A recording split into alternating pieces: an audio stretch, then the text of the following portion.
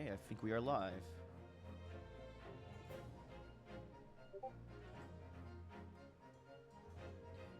Hello, everybody. Welcome back to the Great Ace Attorney Chronicles. Where we last left off, we started episode 3, which what's it called again? Oh, oh God, it was the Runaway Room.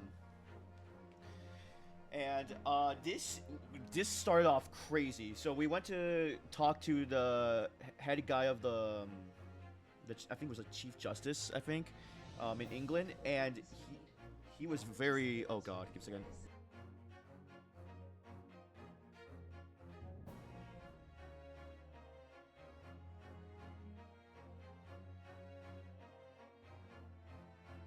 Oh God, I forgot my TV was on. I forgot I was playing music and an ad came up. Yeah. If we want to be a lawyer, we had to we had to basically prove ourselves by representing someone who was just accused of committing murder, which is crazy to do. And we met this guy. I forget his name. I think we'll load up and explain. But like, he was basically a billionaire. Oh God, February 18th, 2052 p.m. He was basically like a billionaire and basically beloved by everyone. Let me see here. Yeah. Ease people. Here he is. Magnus McGilded. So he was accused of murder and he's a philanthropist.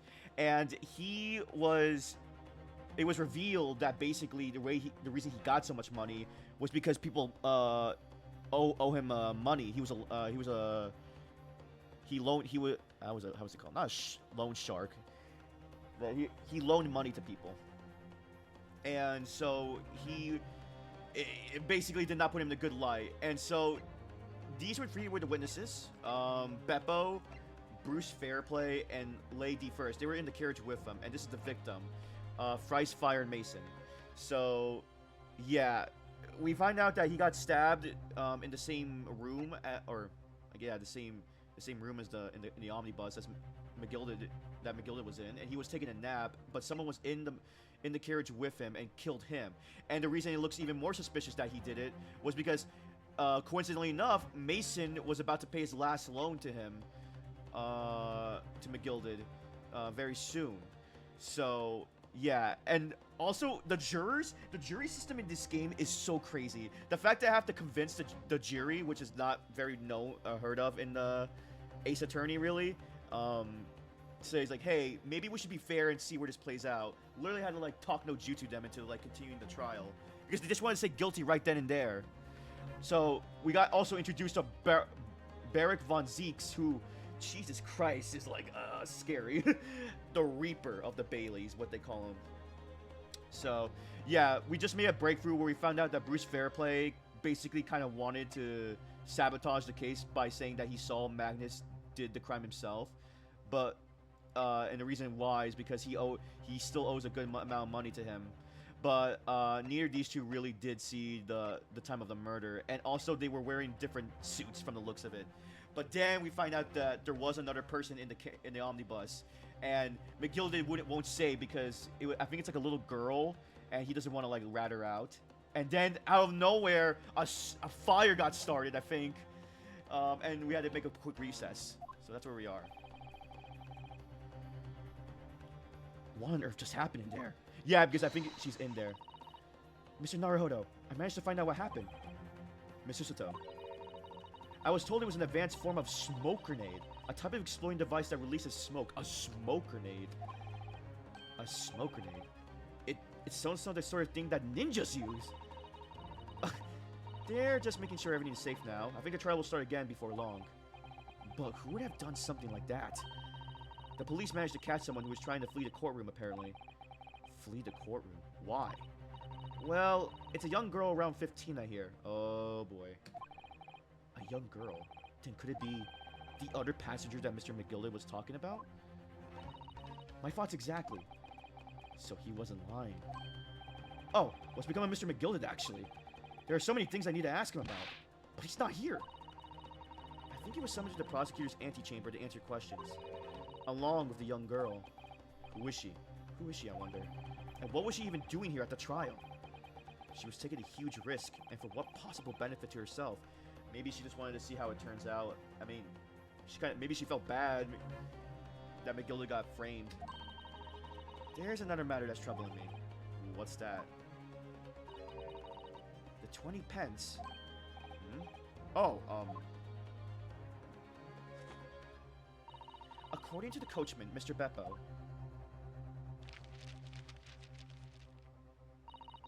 he took 4 passengers that night at a fare of 5 pence each.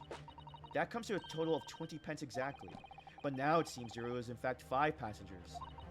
Which means the figures don't seem to add up again. Well, again, it could have been just 4. She's right, that is strange. Counsel for the defense, kindly proceed into the courtroom. The trial will recommence in 5 minutes. Oh, thank you, officer. We'll go in straight away. Well, whoever she is, I imagine this young girl will be asked to take the stand and testify now. I really can't imagine what she's going to say, but it could alter the whole direction of the trial. No, soon enough, Miss Susato. Yes.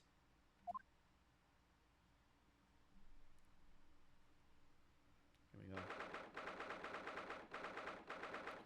February 18th, 1 p.m., the Old Bailey Court room. Is that her?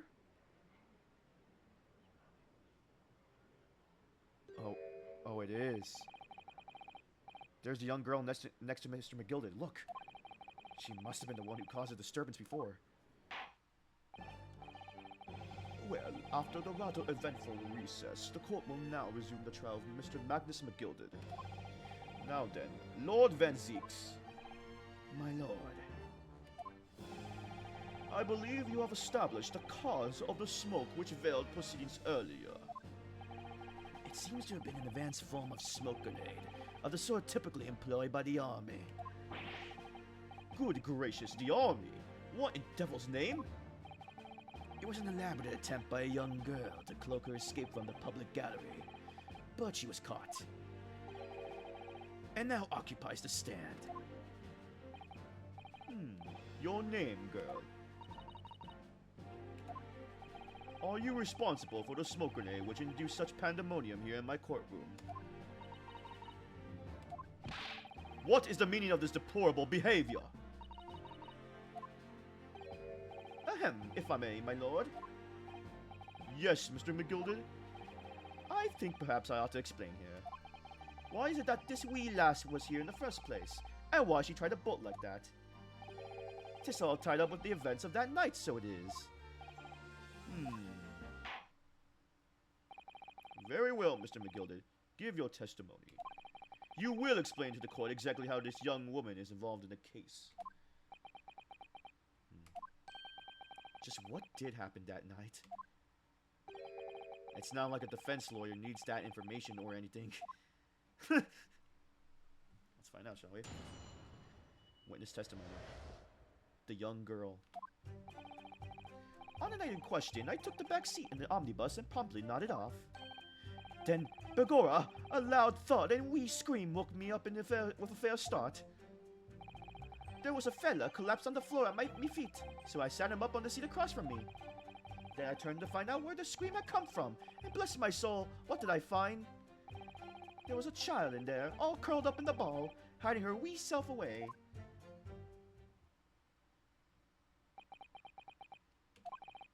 I remain somewhat baffled, I confess, but from what I gather on the night in question, this young girl was indeed riding in the omnibus, is that correct? 'Tis exactly as the defense counsel said.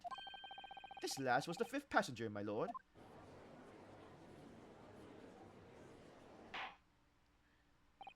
Very well. The defense may now cross-examine the witnesses. Are you ready, counsel? Yes, my lord.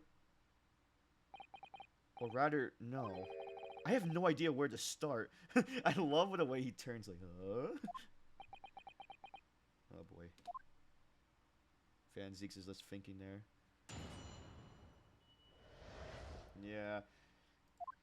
So Beppo lied again. Okay. Let's press on that. Hold it! And when you first got into the omnibus, were there any other passengers already on board? There were not. The cabin was empty and there was no one on the roof deck either. You were the first passenger, as it were, I see. Aye, and that's why I took the back side as I did.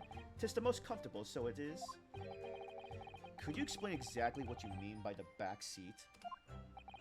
By all means. 'Tis how you already described it earlier. I'm talking about the seat opposite the one in which the poor gentleman who was stabbed was sitting. Like I said, 'tis the most comfortable and where I feel most at ease. And of course, I enjoy gazing through the skylight from time to time as well.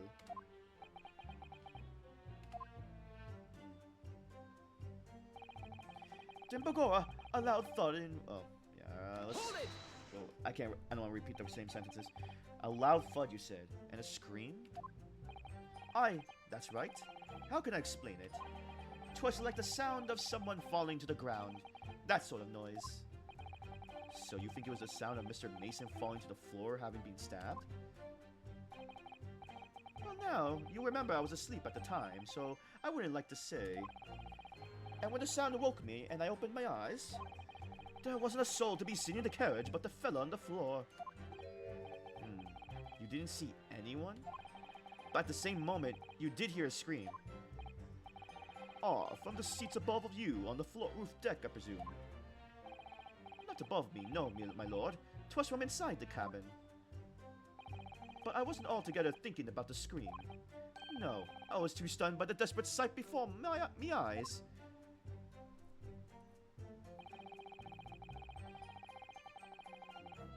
Hold it! You sat him up? The victim, you mean? I mean, actually, that kind of makes sense now why his gloves are dirty. That I did, on the seat across from me, as I said. I could plainly see the poor devil was already gone. Yeah, it was his gloves, right? Did you confirm that? I guess maybe we did. I forgot. And you wouldn't leave a dead man just lying on the floor now, would you? I guess. But you shouldn't disturb the crime scene. 'Tis common courtesy, so it is. Well, I guess you got good intentions, but that kind of screwed up. I find that a little hard to believe. Lord Van Zeeks, now why would that be? You wait to find a man lying dead at your feet in a carriage. Any normal person will hail it the cabman. Any upstanding member of London society, that is. Well now, as you know, I'm in something of a special line of business. The business of lending money at exorbitant rates of interest. Unfortunately, my lord, not everyone is thankful for the help I offer them, and some would even see me dead. So I do try, where at all possible, to avoid getting myself in a tangle with trouble. Are you suggesting you were just going to leave the man there? Heavens alive, no. I was always intending to report it, so I was. Only, I had in mind to find out the whys and wherefores first. The whys and wherefores? Right you are. There were some details I wanted to understand before anyone else got to meddling. That wee scream I heard, for example. Wouldn't your good self do just the same? Yes. The scream he says he heard at the same time as the thud of the victim collapsing. Okay, did I turn out? Find the screen come up? Oh, okay, this is where we find out the girl. Hold it! I'm afraid I don't understand. I'm sure you told the court that there was no one else in the carriage except yourself and the victim. Well, he will fold that information. So I did, sir, so I did. As far as I could see, that is. What do you mean by that? Well now, 'tis a queer thing. The wee scream I heard as I woke up. It came from, if you'll excuse the vulgar expression, under me backside. What? Good gracious. Under your backside? And when I lifted the seat on which I'd been sitting, I found there was a wee cubbyhole there for storage. What?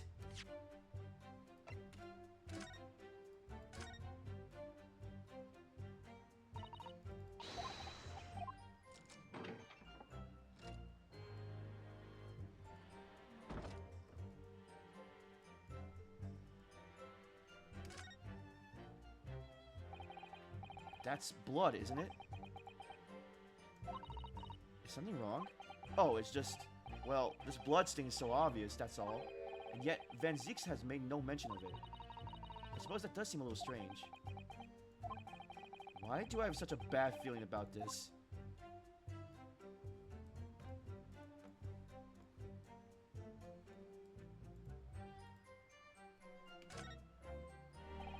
This seat has a handle, it seems.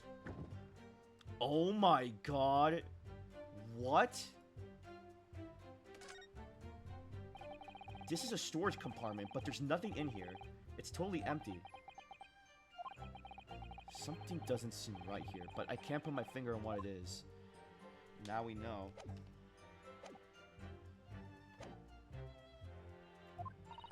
Mr. Naruhodo, we can examine the omnibus ourselves, remember? Yes, of course. The whole bus was submitted as evidence. This would be a very good time to have a thorough look around inside. Well, that's what I just did. And that's when I found her. There was a child in there, all curled up in the ball, hiding her wee self away. Oh, fudge! I forgot to press Q. I do wonder how you must be feeling, Mr. Naruhodo. Being the defendant's lawyer and yet finding myself as stunned as everyone else at his testimony. Let's just say it's trying. We certainly had precious little time to talk to Mr. McGilda before the trial. But we mustn't be dispirited. We must just try to learn all the facts we can. Huh. When we arrived in London this morning, I didn't see my day panning out like this. Mr. Naruhodo, no grumbling, even in your head. How did you know?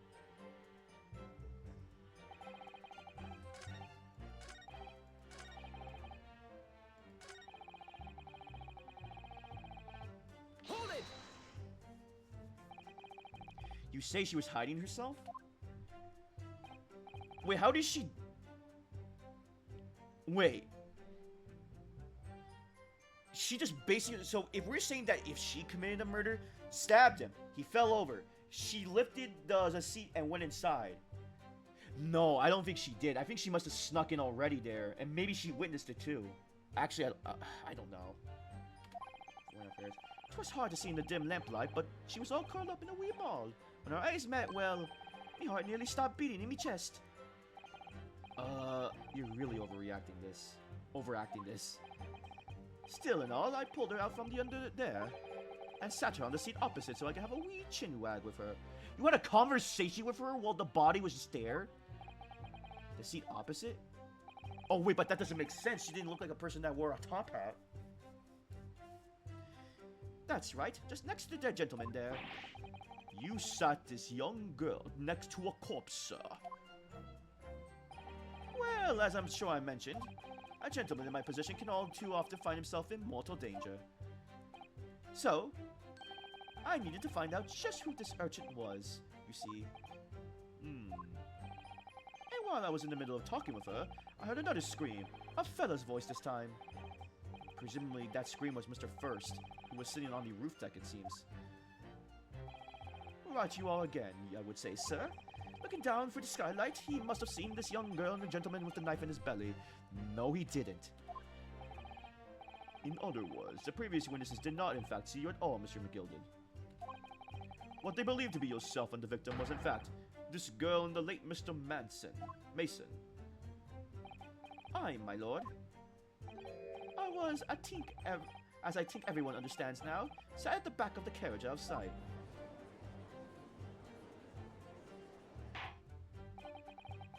It is certainly plausible. The defendant is somewhat diminutive in stature. I'm really confused, perhaps with this young girl.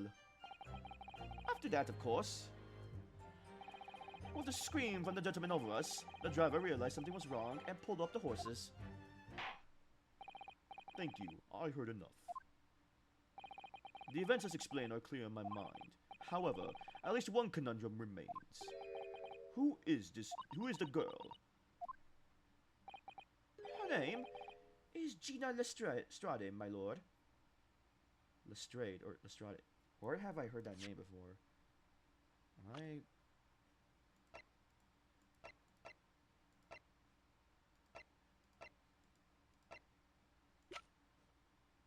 Oh, okay. Oh, this is what she looks like. I felt like I heard that last name before.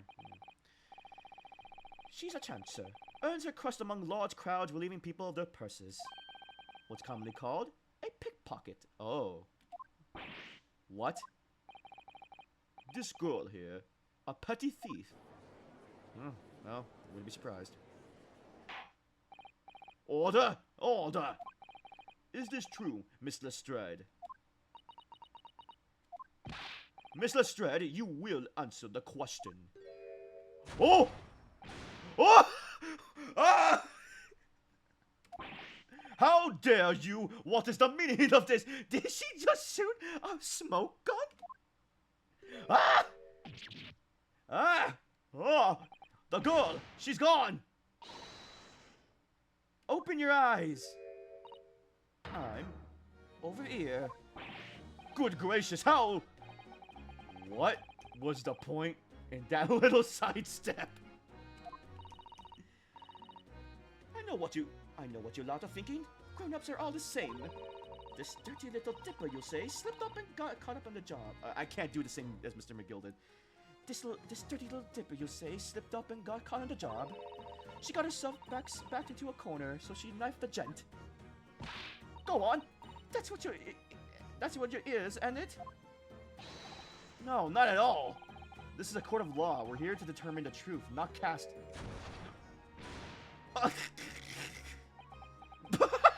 I just like, what?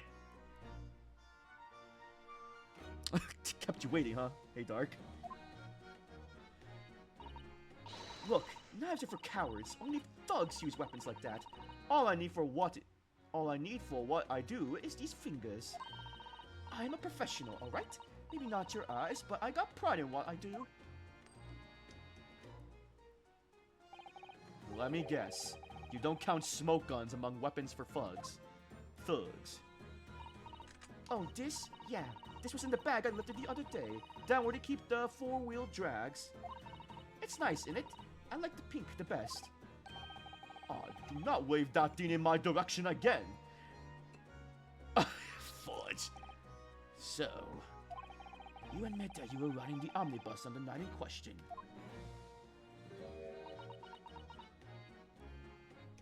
Also, hope you're doing well, Dark. Tis alright, lass. You can tell them the truth now. Alright, yeah. And just like the Irishman said. The corpse accepts this girl, Miss Gina Lestrade, as a valid and significant witness in this case. Accordingly, young lady, we will now hear your testimony, if you please.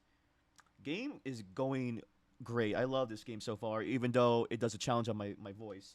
This game, well, speaking of that, I need to drink water.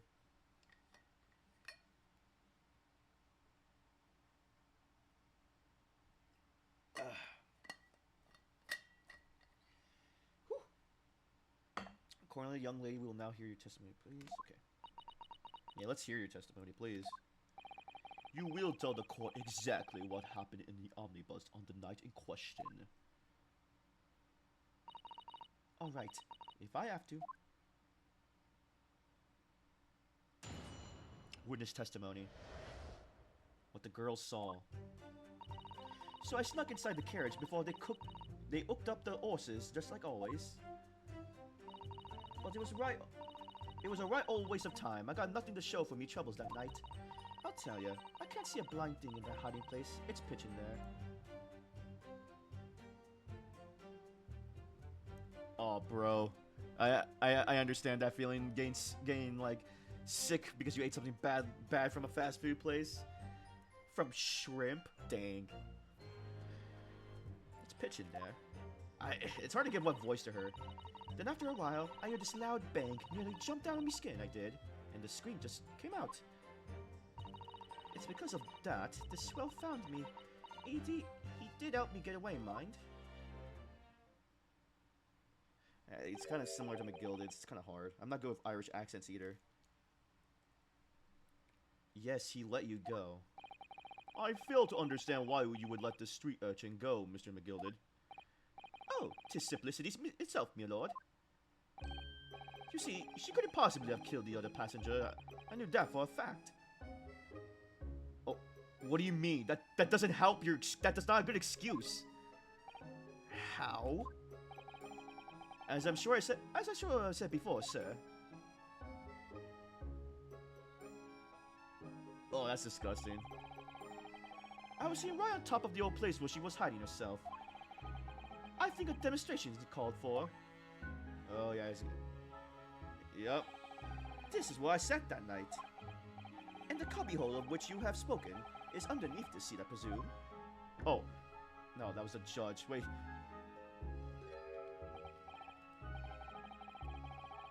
What did he say? Oh. And the cubbyhole of which you have spoken is underneath the seat, I presume. Yes. It does appear just large enough to accommodate someone of the girl's stature. Aye. Well, of course, the wee lass was stuck in there. Because I parked myself on the seat for the duration. Ah. So you see, that's why I let the lass bolt. I knew that if the police found her there, they automatically assumed she'd done it. But I couldn't live with myself if a young life was ruined when all the time I knew she was innocent. Even though you must have realized your action will result in your own innocence being called into question. Not at all, my lord. Not at all. Oh, wait. Why did that guy? I knew in my own heart that I was innocent. So, I thought it was worth taking a punt of my own good name for the sake of this less fortunate lass. My goodness. What a perfect gentleman. My lord. This fine example of a man cannot possibly be guilty of a heinous crime like that. I'm ashamed of myself for even doubting you, sir.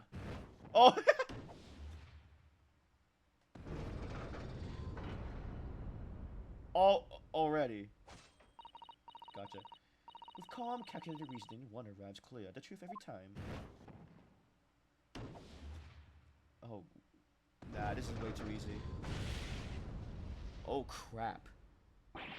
Saints alive! All 6 members of the jury are consensual in their leaning to a verdict of not guilty. Mr. Naruhado, this... Well, it must mean... It must mean what? That we're victorious! No, this is too easy. We've won? Are you sure? Objection! Oh, crap. Oh! If the sight of my iron heel Wellington offends, pray do forgive the discourtesy. Holy crap, he's pissed.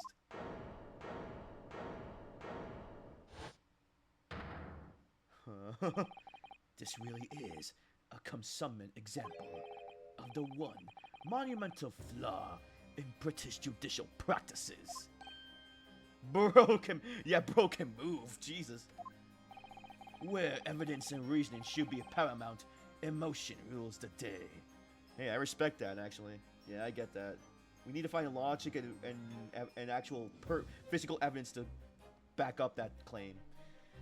Yeah, okay, I'm his lawyer, but I still am not satisfied with that conclusion of like, oh, obviously he's innocent. No, something's not right here. Like, I don't think he did it, but we need to know who really did. Emotion. The witness's latest statement give us a clear insight into his true nature. What do you mean, his true nature?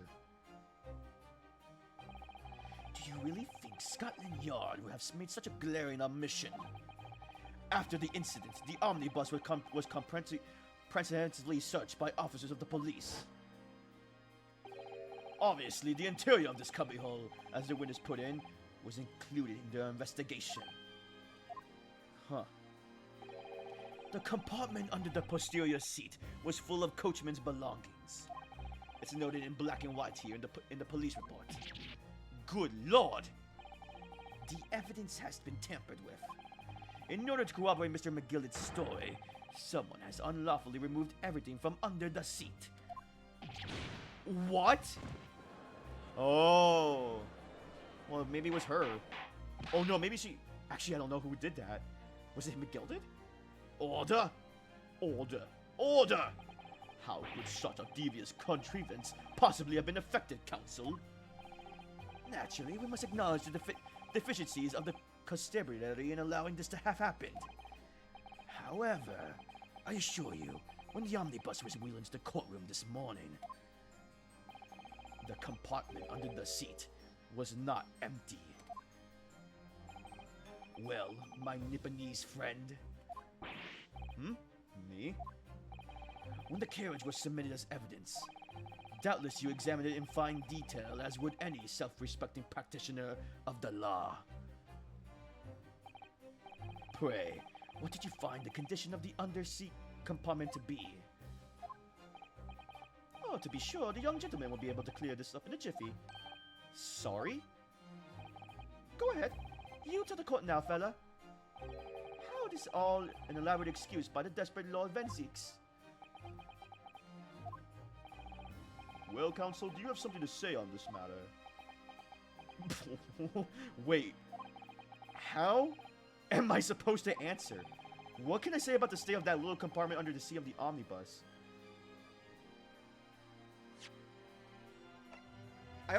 Wait. I already examined it.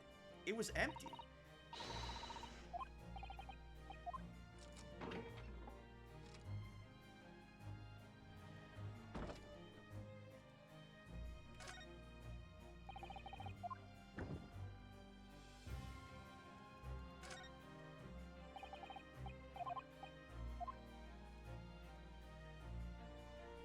It was empty.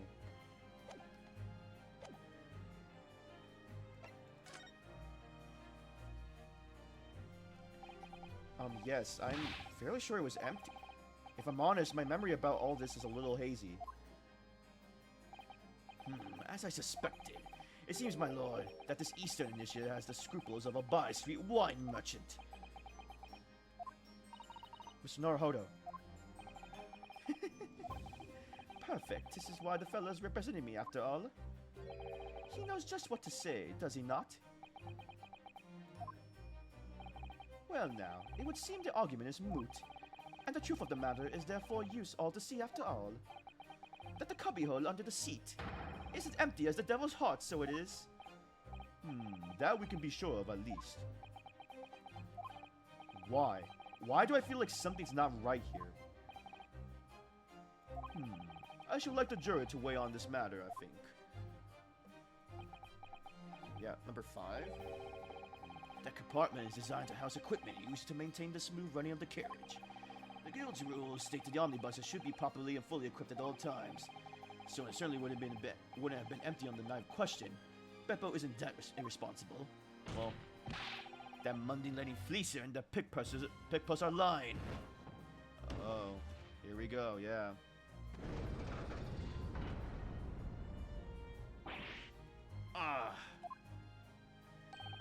I can't believe I was nearly taken in. That's the stinking rich. Always stinkers. Nothing but cowards, a lot of them. What? Oh no. It's a trick, of course. It's a trick.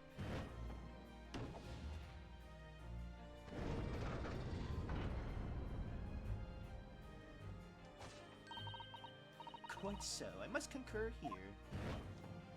Here we go.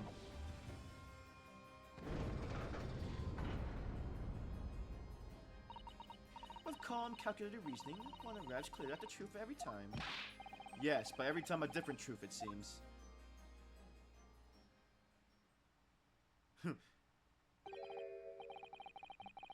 My lord, I humbly exhibit the scales of justice.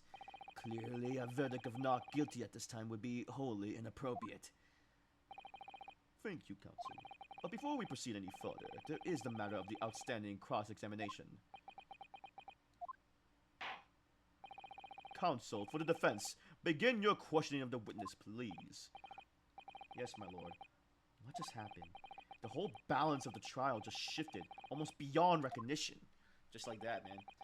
The Reaper of the Bailey is at work, it would seem.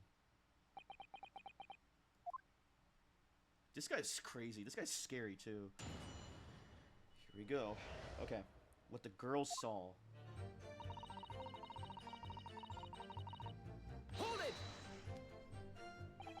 So, you were already in the omnibus before you even set off on its run. Well, yeah. I mean, what's the point of spending a joy to make a few bob, eh? That's the rum idea, innit?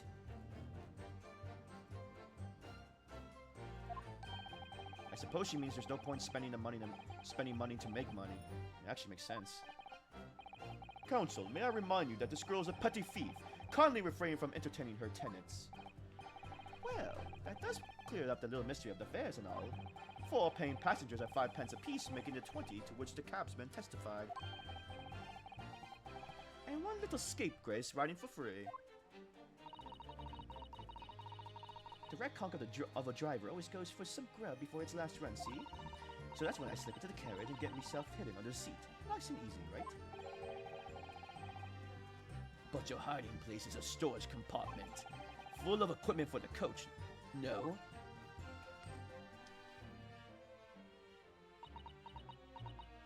Oh, why were you silent? Yeah, there's brushes and buckets and whatnot in there, sure. I always check all that out and cram into the corner somewhere. No one ever seems to bother much. And yet, according to the report filed by the police officer who first arrived at the scene, the compartment was full of such paraphernalia. Well, I don't know nothing about that. Like I said, I moved all the stuff out so I just could hide under the seat. That's all I can tell you. It seems we have reached the end of that line of inquiry. Continue.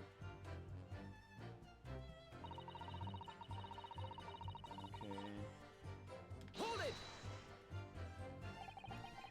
A waste of time? Why is that?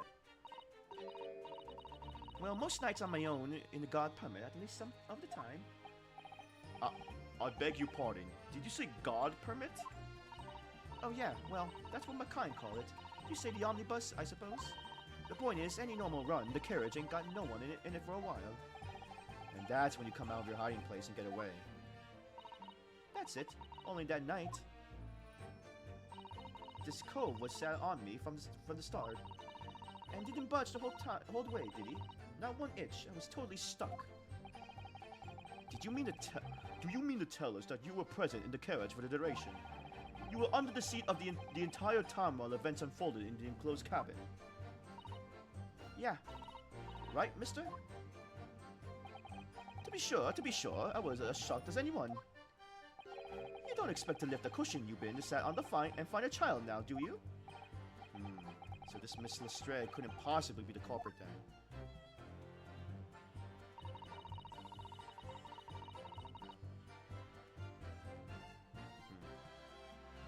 Hold it!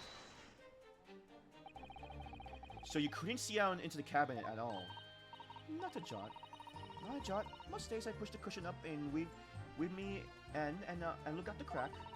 Then I have a butcher's at who I'm gonna fiddle. I thought you were a pickpocket, not a butcher. I mean, I can have a look. The seat I get under ain't as plush as the other one, see? So most of the time, the passengers plant themselves opposite.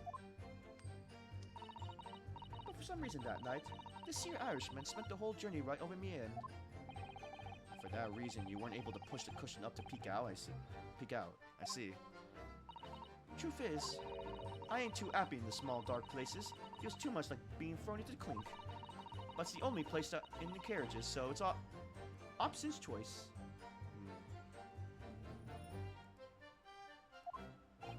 Why doesn't she just stick to picking people's pockets in the open then? I say there's some reason that she's not letting on, judging from her demeanor. So anyways, I was a bit scared, but I had just to stick it out under there. Nothing else for it. Then after a while, I heard this loud bang, nearly jumped out of my skin, and just screamed out, okay. Hold it! When you say a loud bang, do you mean the noise of someone falling to the floor? Could have been, I suppose. I don't remember so well. Point is, it made me jump. And you let out a scream involuntarily? That's right. And then I fell the cushion over me and get lighter all of a sudden. Presumably when the defendant got up in order to help the victim, yes? Or not. It could have equally been the moment the accused stood in order to stab his victim, could it not? Well, girl, did you see what happened at that crucial moment? Yeah, I saw it. I pushed up the cushion and had a quick butcher's while I had the chance, didn't I? The Irishman was sitting up the bloke what fallen on the floor on the seat opposite. That matches Mr. McGillicuddy's account, of course. But then, the fellow suddenly turns around and looks right at me. I sunk back down again, but it was too late by then. I should never have risked looking. It's because of that this swell found me. If they help me get away, mind? Hold it! And when Mr. McGillicuddy discovered you, he pulled you out from your hiding place. I was scared stiff, I was. He dragged me out and sat me down to see all. Next to the victim, Mr. Mason. Yeah, the bloke had a knife in its guts. He was still bleeding. Then the carriage lurched a bit and ended up falling onto me. Ugh, how awful. Both me and got covered in blood. It made me feel sick as a dog. Both her hands covered in blood. That must be what the rooftop passengers saw. Oh. After that, I believe you talked to Mr. McGillicuddy for a while, is that correct? He asked me some stuff. Wanted to know me name, and what I was up to and that. Then I heard something from above. Someone screamed. Yes, Mr. First on the roof deck, one would presume. Well, I didn't want no one seeing me face, so I didn't look up. Then the oars were drawn up smartish, and this Irishman says to me, "Get back under the seat. I'll see that you can get away later." All 6 members of the jury had decided the defendant was innocent. For one brief shining moment, yes. It's clear that they are still very unsure. If we could just find some conclusive piece of evidence among this new testimony, I'm sure we would clinch the victory we want. Yes, I think you're right. I have this niggling feeling. Something's bothering me, but I just can't quite put my finger on it.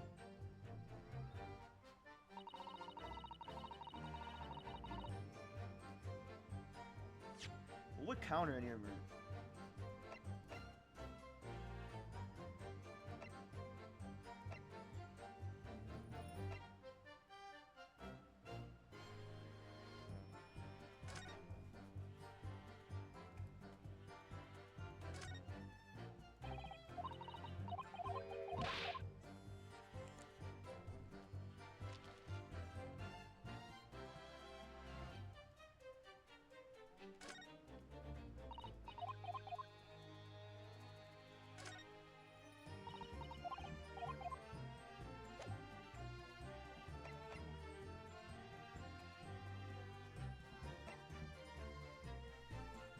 Okay, what would I have to... There's not much evidence, honestly.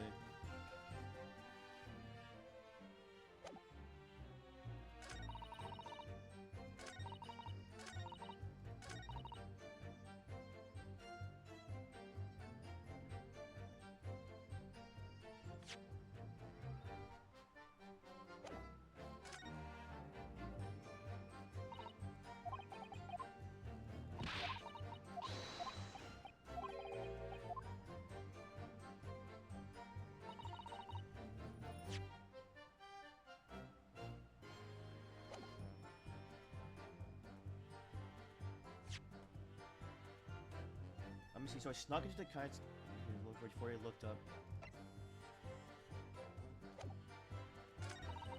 But it was a right well a waste of time, and I got nothing to show for me troubles that night. Huh.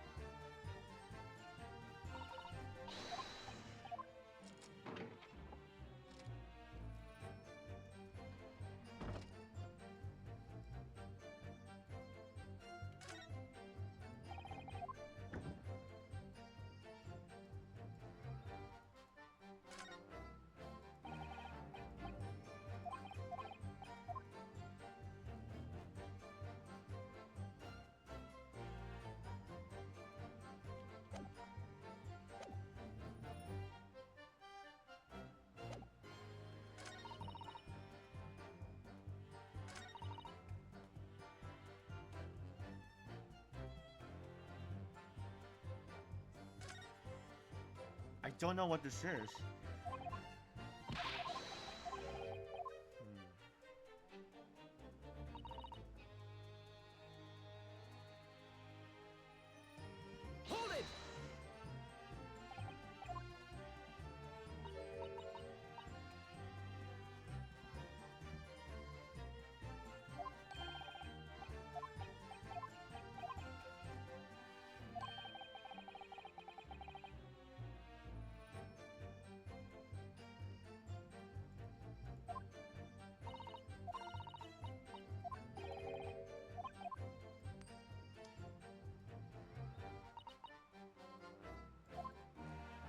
Maybe it's something...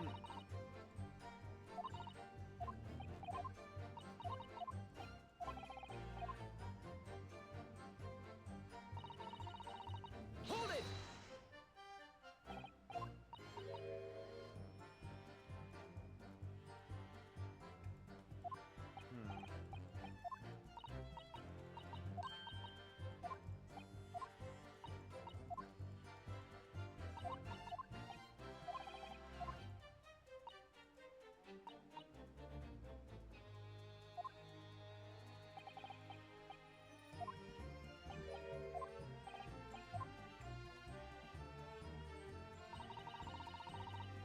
Hold it!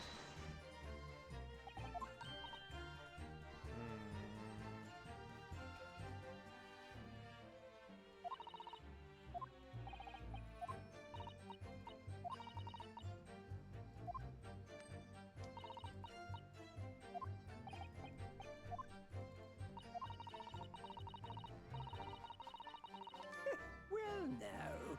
Oh, wait. Oh! Excuse me. Is something wrong, Mr. McGilded? There we go. I was looking for it. Oh, I do apologize. Was there something the matter, Counsel? I'm just wondering if Miss Lestrange's last comment made something occur to you. Made something occur to you, perhaps. You seem to be thinking something to yourself. Oh, no. 'Twas nothing important. I was feeling bad for the poor lass is all. I remember feeling desperate myself as a young lad, shut up in the dark. 'Twas terrifying, so it was. I see. Yes, I'm sure we can all sympathize. I'm still scared of the dark now. And I don't know about yourself, but I find the darkness seems to make everything you hear seem that much louder as well. Wait. Yeah. I suppose it does. Maybe.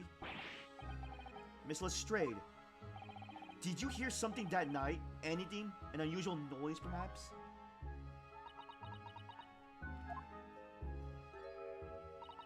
Nah, not really. All I could hear was the Irishman snoring. But jeebus, there's no need to tell the whole world of me foibles, you little scamp. What a pity. If only Miss Lestrade had heard something, it might have given us a vile new clue. Yes. What should we make of that last statement of hers? It's profoundly important, yeah. My lord, I believe that statement just made by the witness is profoundly important. Profoundly important, but all that she said was that she heard nothing. Wait. If she heard nothing, wait, then she couldn't.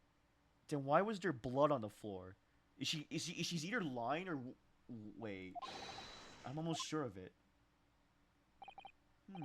I'm almost sure that I don't understand the inner workings of your Eastern mind, Counsel. Nevertheless, Miss Gina Lestrade, you will supplement your formal testimony by repeating that last statement, please. What? Supplement? What are you on about? Don't give me all your fancy talk. I know what you're trying to do. Well, it won't work on me. That's right. Insult the judge. Always a good move.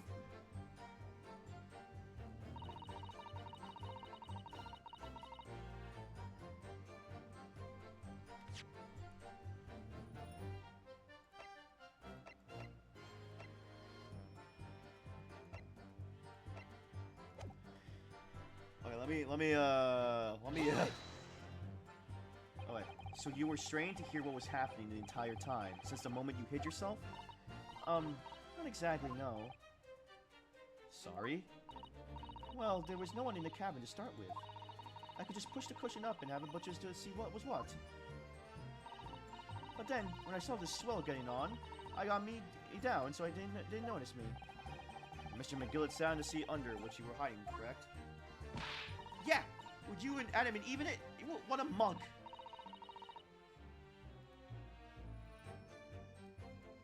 So then all I could do was listen. I was jump out as soon as I heard him leave, see? But would ye? Not likely. Even though we stopped there and there, I never heard the door open. So I just had to stay put and listen to him driving his pigs to market, snoring like an old dog he was. Are there any conclusions we can draw from that, I wonder?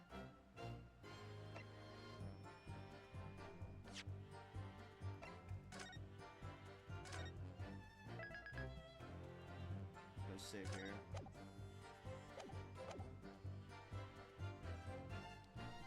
It doesn't add up. Miss Lestrade, what you just told the court is clearly at odds with the facts. Huh? At odds? Are you sure, man? Man? Absolutely. Absolutely. It seems my learned Nepalese friend is not as dull-witted as I feared. So Van Zix realized it too. Wait, I'm kind of behind. Why am I... Counsel, I must insist that you bolster your claim with evidence, or some complicit party's name at the very least. Yes, my lord. I expect you to demonstrate this alleged contradiction to the court. According to Miss Lestrade, while she was hiding in the omnibus that night, she heard nothing but the sound of Mr. McGilded snoring. But think, Ryunosuke, think. The double clap! There's something else you should have heard.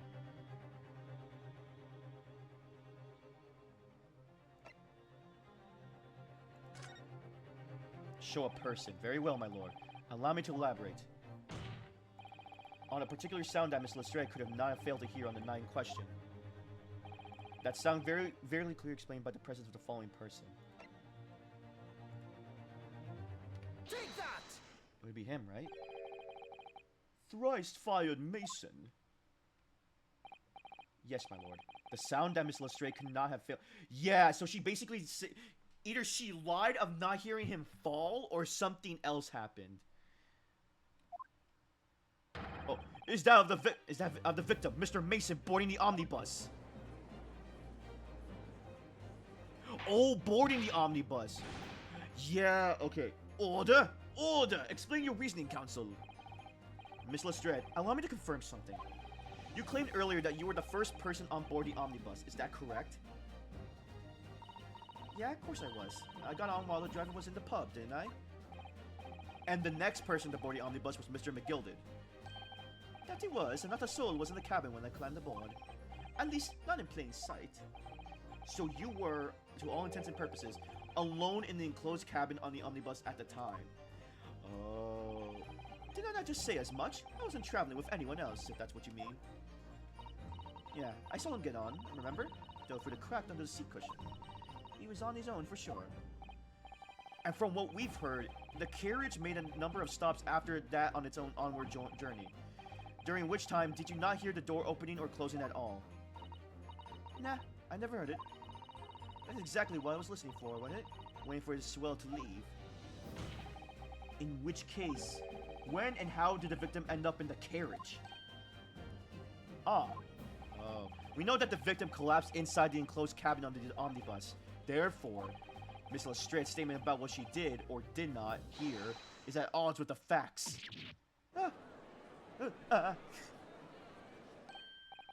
Yes, this petty thief's statement was clearly flawed. Lord Van Zix,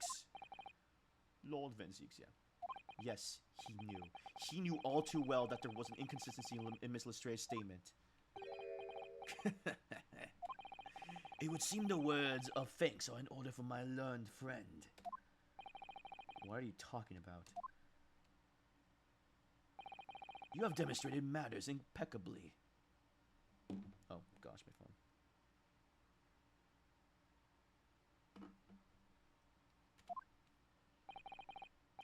This witness and her colorful statements are entirely unreliable. Her words are convenient untruths, nothing more. Okay, well, I don't know about that. He's dead, right? How could the victim possibly not have boarded the omnibus? That makes no sense whatsoever. And this girl is a pickpocket. Let's not forget that. Uh-oh. Oh, crap. Oh, dang it. Ryunosuke. She didn't even say anything, yeah! I didn't want to judge her dear little mites just because she had rather some naughty ways. But I must say...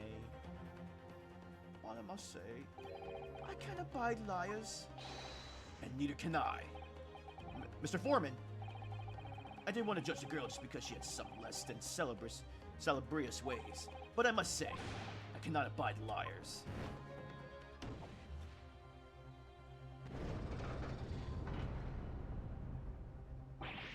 Ugh. Mr. Naruhodo, that's 5 jury members leaning towards guilty.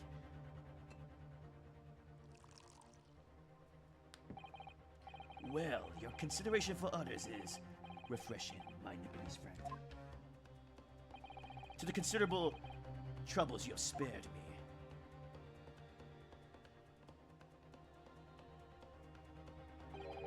Yes, very refreshing.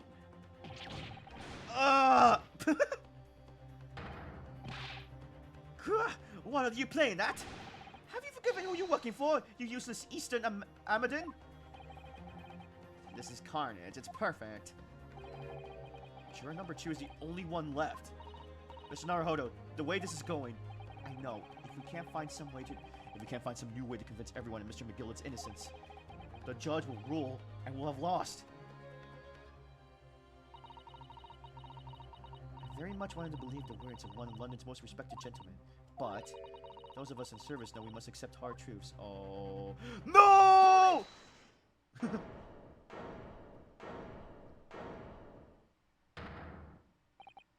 Yes, the witness' last statement seems to have revealed a critical inconsistency in your story. However, if we consider the possibility that her statement is in fact the truth, it may shed an entirely new light on this whole case. What are you saying? Counsel? I'm sorry, sir? Whatever do you mean? Counsel, I will not tolerate you to attempting to prorogue my adjudication. Explain yourself at once. When the accused boarded the omnibus on the night in question, the victim was nowhere to be seen. Subsequently, the carriage door was not heard opening a single time, as testified by the witness in the stand. And yet the victim's body was found inside the carriage. Give me a second here.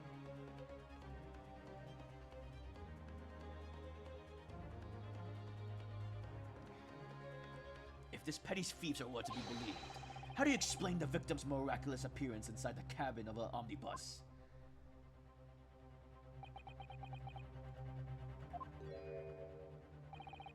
There's only one way to explain how the victim came to be inside the carriage.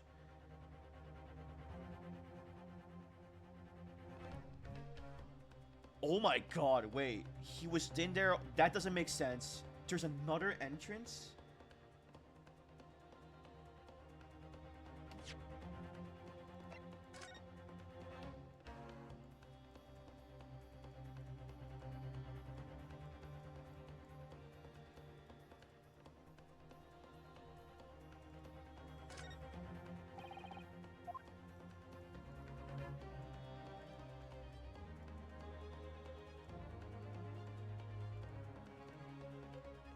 I can't even look under.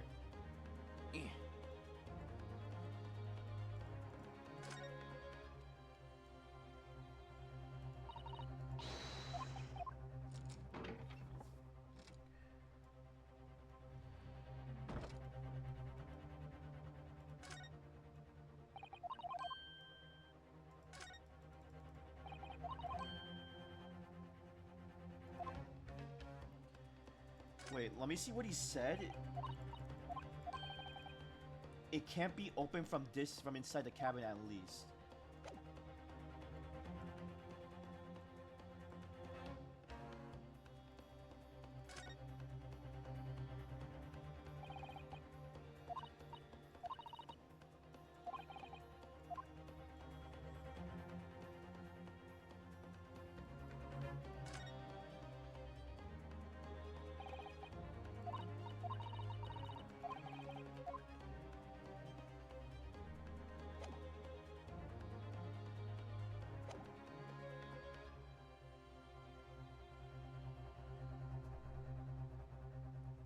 There was another end. Okay, wait. There was another entrance. I think I'm going with the other entrance because I see something on the top of the skylight that doesn't let me examine it.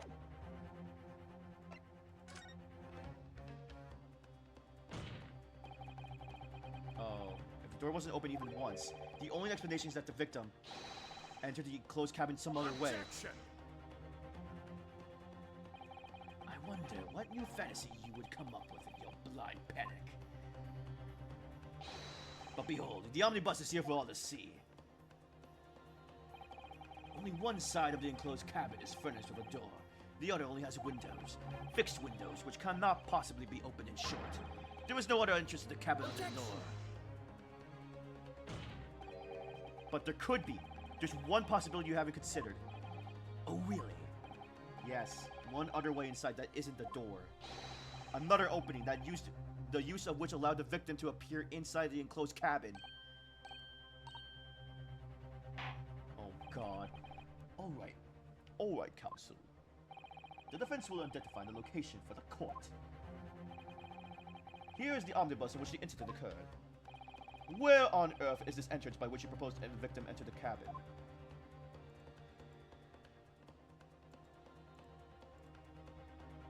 Oh, here we go. Take that! Yeah, here. The answer is so obvious. It can only have been the skylight. Wait, why would he enter through the skylight? I say, the skylight. Objection! Your ludicrous proposal almost has me lost for words. However, Objection! the skylight may have well been large enough for someone to pass through. Objection! So you claim. But do you have a shred of evidence to support your addled brain theory? Both Mr. McGilded and Miss Lestrade said the same in their testimonies. They each claim to have heard a loud thud, such as the noise made by... Oh my god! Wait, did someone kill him and dumped him from the skylight and he fell on the floor? Yes, which has already been explained.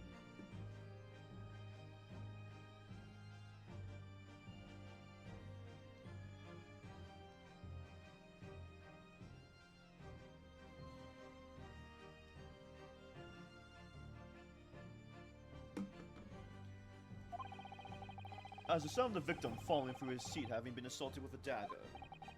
Yes, it has, but... would a man sleeping from the seat onto the floor really have made such a loud noise as a witness described? A noise loud enough to cause Miss Lestrade to let out an involuntary cry, in fact.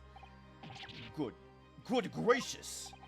Perhaps, in fact, that was the moment that the victim made his entrance into the cabin. No, let me rephrase that. The victim didn't enter the cabin as such. He fell into it. Objection! You're now suggesting that the victim fell from the skylight into the cabin. That's simply impossible. How can you be so sure? Wait, so you're telling me... Wait. He got murdered up here. And they dumped him? Either they dumped him or they, like... No, they have to dump him. They have to open it here. And he fell through the cabin because...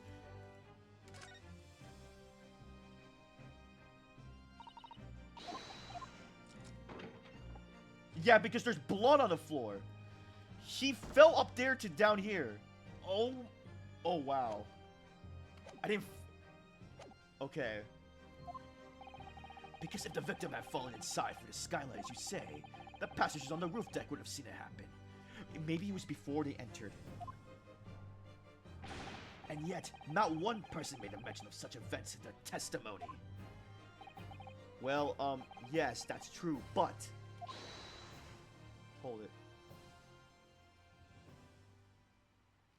Might a humble fella make a wee comment here? Mr. McGilded? To be sure now, the two fellows who were sat on the roof that testified afore said nothing of the victim falling through the skylight. But it seems to me, my lord, that 'tis not as much as a case of them not saying, but... Aye. It's a case of them being unable to say. What? What? What? I think perhaps the two fellas do be having something of a compelling reason not to mention what happened. Would you not agree, fine ladies and gentlemen of the jury? Hmm? Oh my goodness, surely not. Those two chaps on the roof? You mean the ones who stuck the knife in that man were? Oh, we're saying them two knuckleheads? I don't know. Oh, crap. Just what exactly are you insinuating here, you blitherer? You rotter, he said. You rotter! What are you insinuating? This is a flaming outrage. I've got a good mind to give you a blinker in a minute. He'll give you a shiner in a minute, he said, and so will I. Mr. Fairplay, you're effectively accusing me, a city gentleman and a well-respected banker. Well, well-respected, we'll debate about that. And me, a very angry hatter. Suggesting that someone like me could have stabbed the madman in the guts. It's a disgrace. It's scandalous. I protest. I protest in the strongest possible terms. That's right. I protest too. About you rotten scoundrel. Oh God, they just appear out of nowhere. Order! Order! This is not the time, witnesses. I will not permit this rotten invasion of the stand. Return to the anteroom at once. But this is beyond reason, my lord. It's outrageous. It's very hurtful, you know. My lord, if I may comment. Go ahead, Lord Van Zeeks. It was the defense that incited this outburst from the witnesses. My learned friend has seen fit to abandon all protocol and accuse the witnesses without proof. Accused? I never intended to. It seems, young Nipponese, that your command of the English tongue is wanting.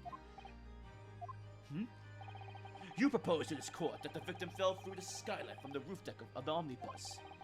That hypothesis cannot possibly stand without the rooftop passengers being aware of the events. You have branded these gentlemen liars. You have intimidated their criminal guilt. In our British court of laws, this is what's termed a baseless accusation.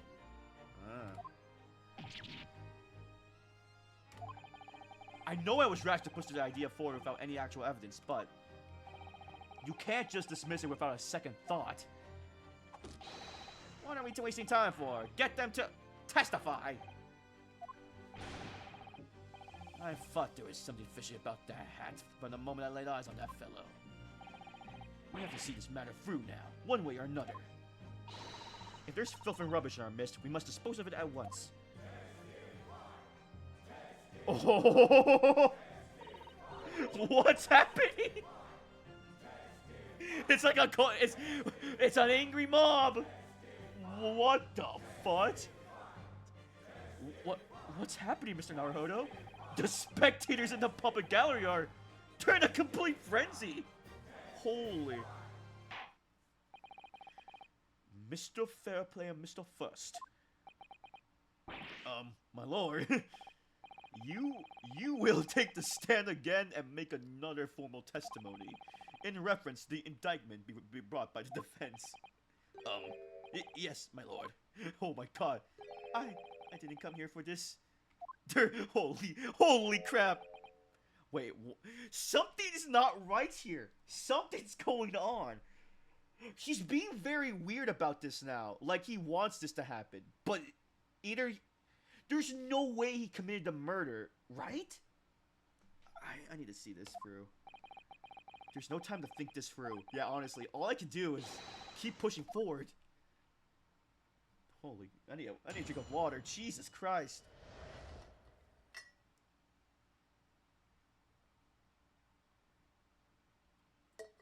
Holy crap, man.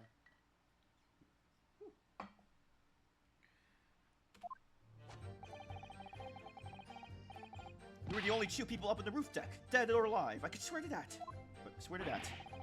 If anything had happened when we were sitting, don't you think one of the other one or the other of us wouldn't have noticed? In any case, neither of us knowing the first thing about the victim. We had no reason to kill the man. The skylight was shut the entire time, I tell you. We couldn't possibly have opened it. If you're sure the victim fell through the skylight, where's your proof?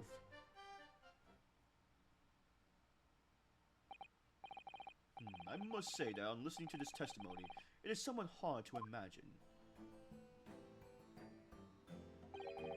how either witness could have performed any malevolent act on this open rooftop deck without the other noticing for whiff. That's right, you see? We're innocent, I tell you! Although logically, of course, the argument falls down if the two of you were in collusion with one another. What? According to the investigations by Scotland Yard, the two witnesses shared no common dealings. Well, I don't trust coppers any more than I trust the stinking rich. Something doesn't feel right here. The trial is going in our favor, really. So why do I feel so uneasy? Counsel for the defense, over to you. Your cross-examination, please. Oh, yes, my lord. This is very... Honestly, it's crazy how the jury in this game adds so much more complexity to these cases. Because now, it's going to our favor, but that's not... It's not entirely right, because there's something not... We're missing something here. And that's the point that Ryunosuke is trying to say here. Like, it's in our favor, but it doesn't feel right. Something's not right here. Yeah, refuting the accusation.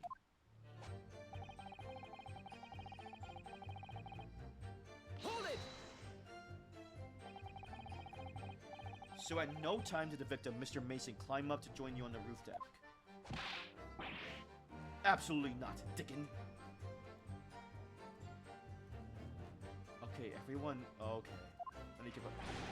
No question about it, he said. None at all. Oh, but yes, of course. I remember seeing them both. Okay, what do you mean by that? I saw the victim inside the enclosed cabin talking with this man here. What? Okay, well that throws that theory off if he's telling the truth. Is this true, Mr. McGilded? Dear me, my lord, at the risk of repeating myself, I boarded the omnibus alone and nodded off inside almost immediately. That's an outright lie. Without a doubt, you weren't engaged in...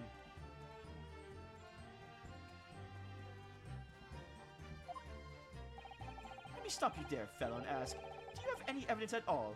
At all? It's all about evidence in the courts these days, so it is. You do well to remember that.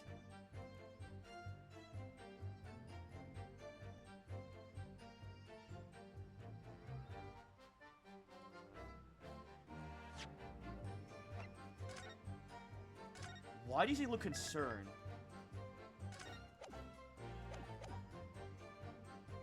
Excuse me. Mr. First. Oh, how can I help you, sir?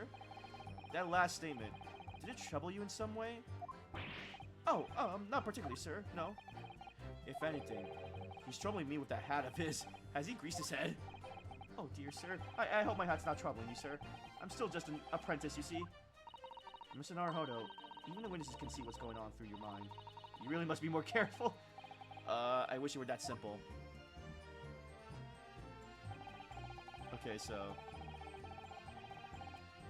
Hold it! Well, it was on the final run of the omnibus at past 10 o'clock in the evening. It would certainly have been quite dark, perhaps too dark to see clearly. Is this some kind of lark?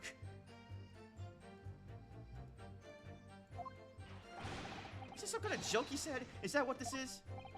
Or perhaps one or the other of you fell asleep briefly? Are you fair dinkum, sir?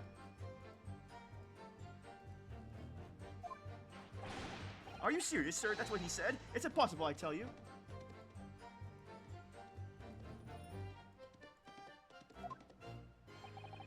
I give you the keys to the vault if you could fall asleep in that bitter cold. And if you did manage it, your eyelids would freeze shut and you never open them again.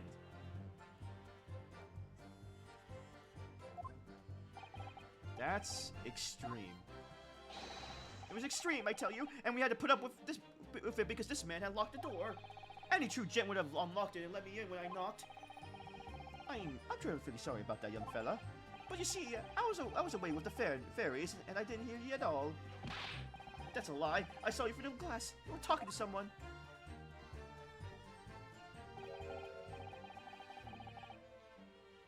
Now, 'twas a cold night, so it was.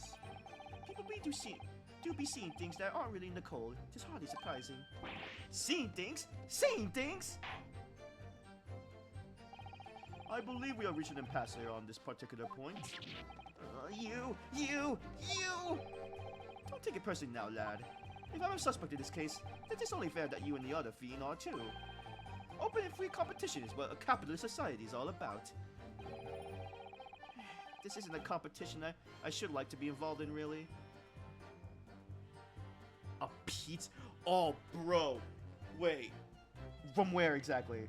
The pizza pretzel? Oh, I tried that once. Oh my god, it was too good.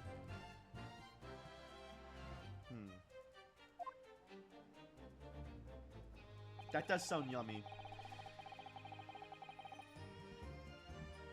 In any case, neither of us knowing the first thing about the victim, we had no reason to kill the man. Hold it! Well, kinda, you would have one. So, you had never met Mr. Thrice Fire Face Mason before? Oh, Lumen, no. Not once, never. He never met the man before, he said. Never! And you, Mr. First, had no prior dealings with the victim either? That's right, sir. Hatters don't have much to do with brickmakers, to be perfectly honest. Oh, dude, that sounds... was it yummy?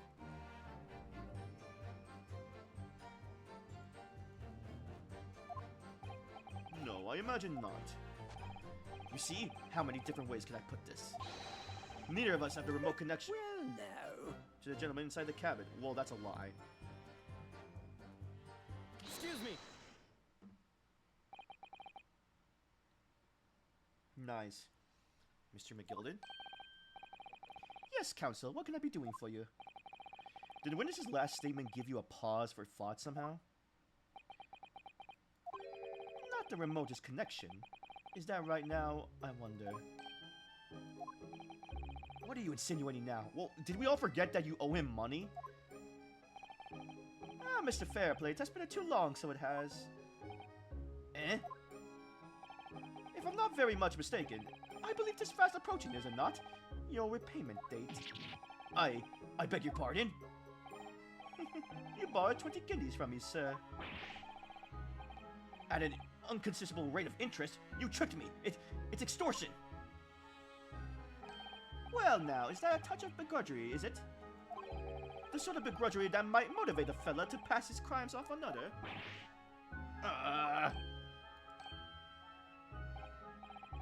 And young Mr. First. Me, sir? What do you want with me, sir? You do be making hats for a living, do you not? That there top hat sign on your head, is that one of your own creations, is it? Oh, well, still an apprentice, you understand? I'm learning to find the perfect fit for whatever fine gent walks through the door. The perfect fit, is it? Well, it's just a very distinctive design, so it is. Many customers like it, I tell you! They like a distinctive touch. Customers, such as Thrice-Fired Mason. Oh. There was a photographic print of the victim submitted as evidence for, my lord. Oh, this you mean. Oh, his hat's the same design. I can't help thinking that the poor fella's hat looks distinctively familiar, wouldn't you say? Oh. That's one of my hats. That is. So it would seem the brickmaker was a customer of yours. The sort of customer, I wager, you could have had a wee quarrel with over the distinctiveness of the goods. Oh, no, sir. Absolutely not, sir. Well, there's really nothing more to add. It wouldn't be right to say that the two fellas here haven't the remotest connection to the victim, you see. I rest my case. Oh, you little weasel. Ugh. He's better at this than I am. Yeah, but it's not them two. None of these people are it. Wait. Why isn't the... Burton's is what his name is? Give me a second. Beppo. Did Beppo kill him? There's no way. Actually, it might be Beppo. But why would he kill him?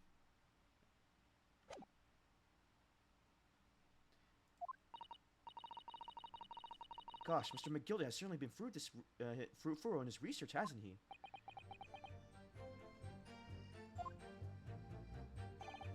Please, don't let me little interruption hold up the proceedings.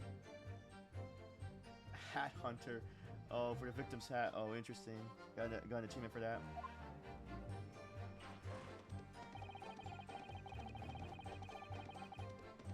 Hold it! Are you quite certain about that? That the skylight was shut the entire time? I'm going to lose my block with you in a minute. Oh God.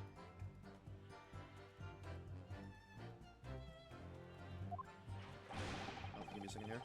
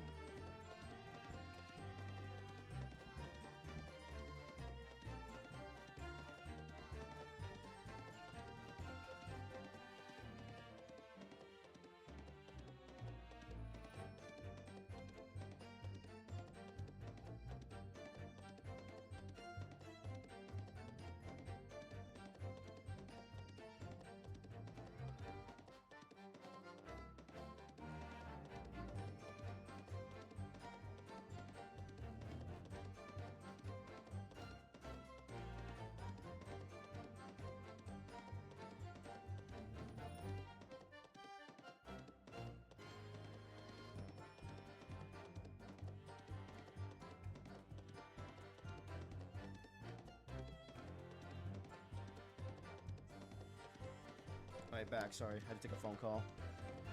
He's going to lose his rag with you in a minute. That's what he said. Take a look for yourself. Go on. You see? It shut fast. Now just like it was on that night. So it is, of course. A fella the size of Mr. Mason could likely break through. It's still in all. What? Just looking at the size of the thing, you understand. Now you hold on there a minute, sir. The size of the thing means nothing. Now on its own, let's consider the bigger picture here, shall we? Let's stop by an arcane, shall we? I was running an omnibus on the other occasion when well, I broke wind loudly. Oh my gosh, he farted hard. Wow. Okay, buddy. This is an unexpected confession, Mr. First. Oh, I just mean to say, well, the point is, I tried to open the skylight, you see? But, just my luck, I couldn't make it budge. The stench was terrible. Everyone was looking daggers at me, sir. I went as red as Rogue did. I did. Are you expecting me to sentence you? bro let out a loud one, and everyone's like, bro. Oh, no, sir. The point is, the skylight can't be opened. I tried and tried when I was inside that cabin of shame. Oh. Oh, wait. Excuse me. Do you have something to say about that, Miss Lestrade? Miss Lestrade, wait. Is it possible she entered the same way so she knows it can be open and so you can sneak in?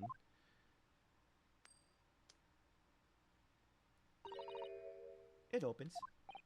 Hmm? The skylight. This is what we're talking about, right? Oh god, she's reloading! Oh god. All them skylights open dead easy. More easily than you can load that weapon? That's a lie, I tell you. Otherwise, when I broke when I... You can't do it from inside, you mug.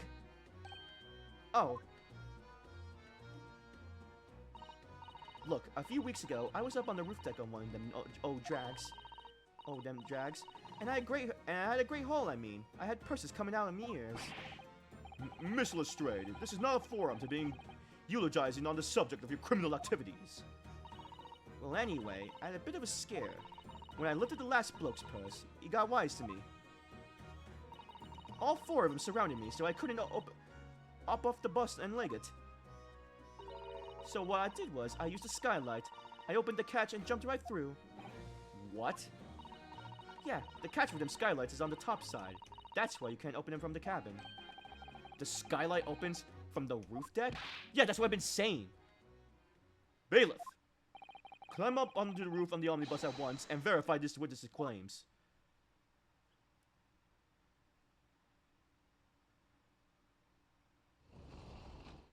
Oh. Oh, my hat. See? Lock and loaded. Order! Order! Order! So, it appears that the street girl's statement is quite true. I don't believe it. Skylight opens? And from the roof deck? Mr. Naruhodo, this could be the clue that we've been looking for. Well, counsel for the defense, please continue with your cross-examination. Yes, my lord. So the skylight opens. Perhaps I should investigate for myself.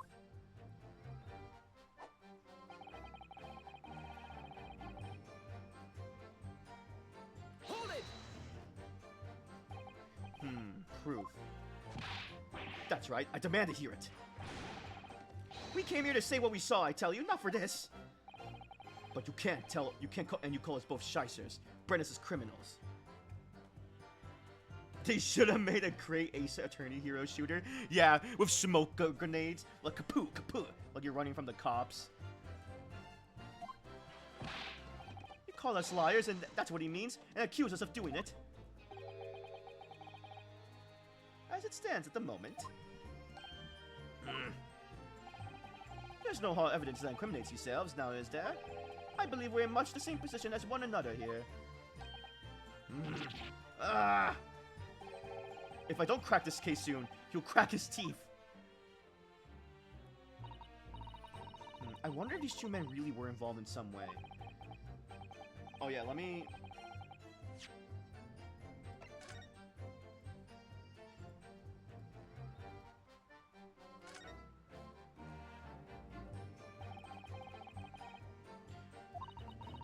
And now the catch has been undone, we should be able to open it.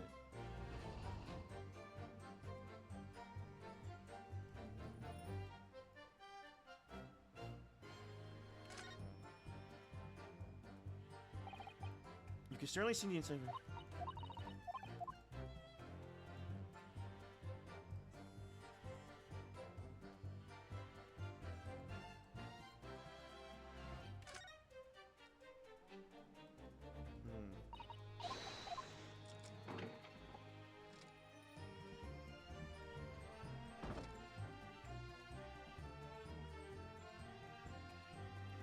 Oh! Yes, it does open very wide, doesn't it? Why enough to kick someone like you for eternally, Mr. Naruhodo? Why someone like me? Ah, what is it? Look, just here. Look at this. Yeah, blood. That's, without question, it's blood. Why would there be a blood stain there? Surely. It can't be unrelated to the case, can it? The details on the omnibus have been updated in the courtroom. There we go.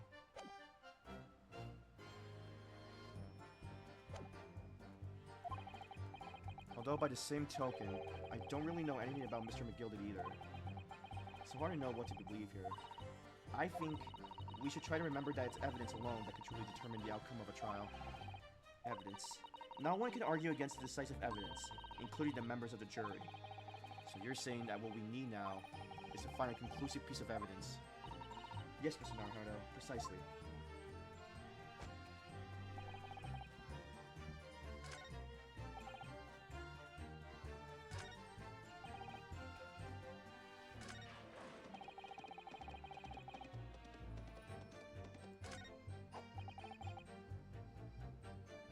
Easy. Objection! On the night in question, the victim was fatally stabbed in his stomach. And immediately afterwards, the victim's body was pushed through the skylight into the cabin below. Those are the facts, and the irrefutable proof remains clearly visible in the omnibus that stands before us today in this very courtroom. What? That's utter humbug! You can't possibly have any evidence. No, you can't. I mean, we didn't do it, I tell you. It's impossible. Irrefutable proof here in this courtroom. Counsel. My lord. I believe everyone would appreciate a little clarification here. Where exactly within the omnibus is the evidence which you allude to? You will point out what is that proves the victim fell through the roof deck through the skylight.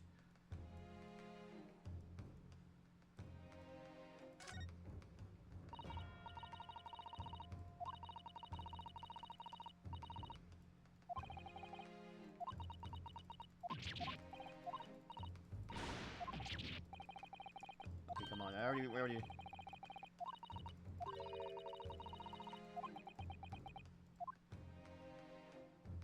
Got it!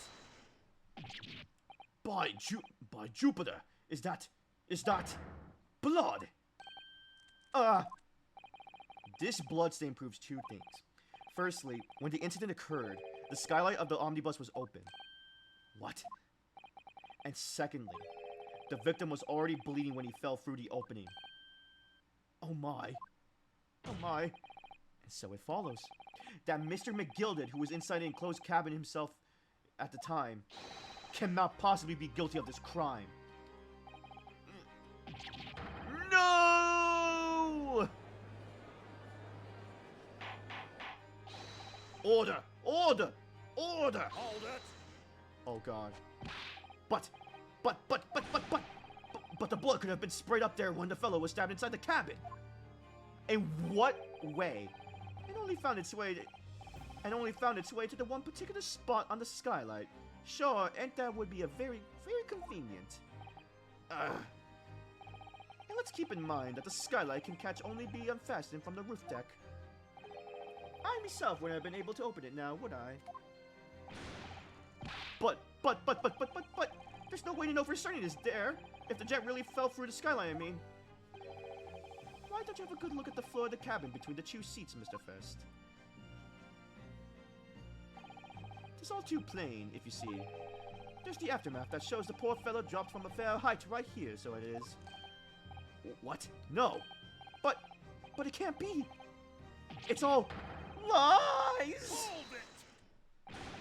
My fellow jury members, I think we can all agree that this is clear proof of the defendant's innocence, can't we?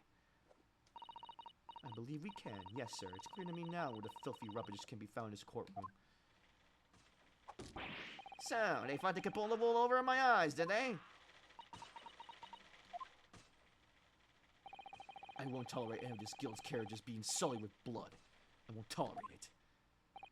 Oh, I always knew that nice gentleman who gave us that delightful park couldn't have done such a thing. On three then, everyone. 1, 2, 3! Objection! Oh, crap.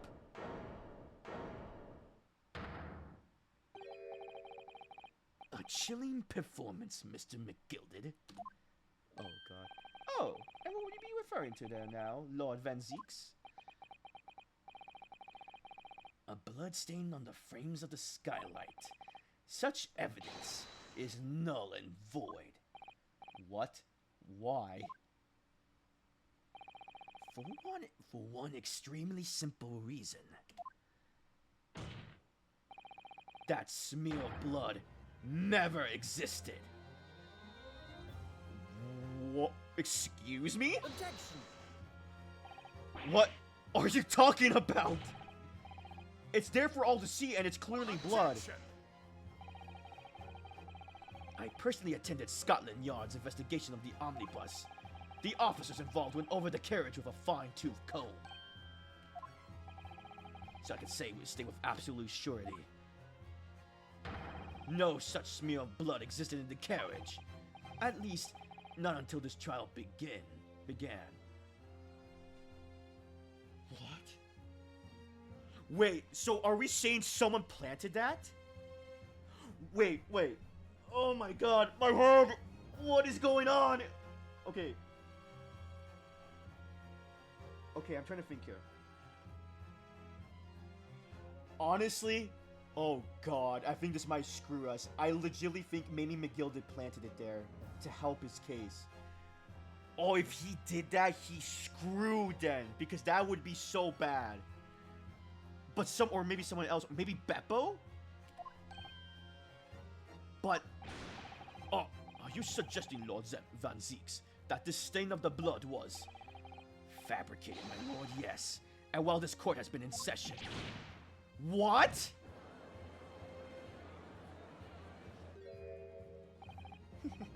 What a palaver. I must say, I didn't expect such crude reasoning from a prosecutor of your stranding, Lord Van Zeeks. But I'm Magnus McGilded, a fellow known all over the capital for his fine contributions to public life. I don't take kindly to slander, and I'll fight to the bitter end, even if it's rolling off the tongue of the Reaper of the Bailey. Mr. McGilded, I realize that this is your first appearance in court as the accused. However, I'm well aware of your involvement behind the scenes in a great many affairs of dubious nature. Oh my god, am I right? He actually planted that because of connections? Oh no. Oh no. You're very adept when it comes to avoiding getting your own hands dirty. And each time it happens that a case you're involved in is investigated, you adapt the facts. Adapt the facts? What does that even mean? When you wield a fortune the size of Mr. McGilded's, however ill-gotten it may be, nothing is impossible. Tampering with evidence, manipulating the scene of a crime, bribing witnesses. I toast your ability to concoct the most convenient of stories, sir. Lord Van Zeeks, this will not do, to be sure. Will it now, counsel? Oh, no! I think it's fair to say, this does all sound like a rather far-fetched excuse by a desperate man. The blood of the skylight didn't exist, you say? But, if you also cast your minds back, is it not true that the omnibus bearer has been in the courtroom the entire time? How could anyone possibly have put a smear of blood in it without the world and his wife seeing? Isn't that right now, counsel? It's true. The omnibus has been in full view the entire time the court's been in session. No, not really. It's when the smoke happened. My learned friend. Here's to hearing your opinion on this matter, in your own words. As you wish. Could someone have tampered with the omnibus during this trial? If you're asking me, I think.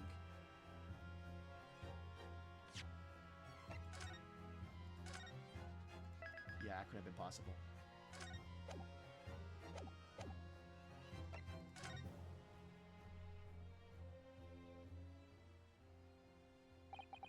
As a defense lawyer, it's my job to advocate for the defendant as best I can. But still, I feel as though there's something even more important at stake here. There is no evidence to suggest that the defendant did as my learned friend suggests. However, in terms of having the opportunity to carry out the alleged tampering, there is one possibility. Oh? Good gracious! Explain yourself, counsel!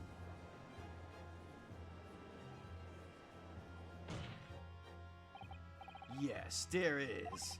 It seems my learned Nipponese friend has no intention of running from this deceit. Deceit? I'm sure everyone still remembers clearly. The recess that we were forced to take as a result of the smoke grenade fired by the witness currently in the stand, Miss Gina Lestrade.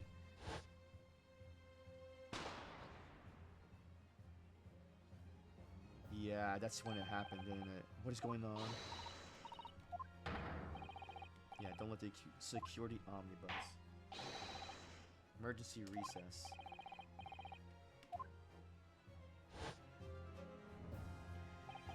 The courtroom was filled with smoke, and everyone was thrown into confusion. All of us were made to leave this chamber.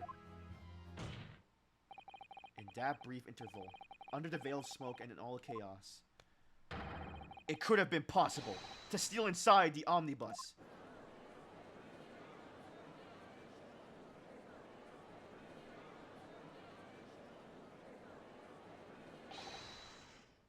Are you wise? Oh, he's pissed. What are you trying to pull, ye? Ye rotten feckless gouger! Feckless gouger? You're supposed to be defending me. This well wicked plot. Tis a plot undermine me, so it is. Objection. Whatever you think this is, it changes nothing. The facts are the same. After this courtroom was evacuated earlier as a result of the smoke grenade, a number of inconsistencies materialized in the relation of the omnibus. Inconsistencies such as... To start with, the storage... Never did. Oh, well, yeah, I guess that could have been tampered with too during the recess. But wait, that would have taken a long time to do that.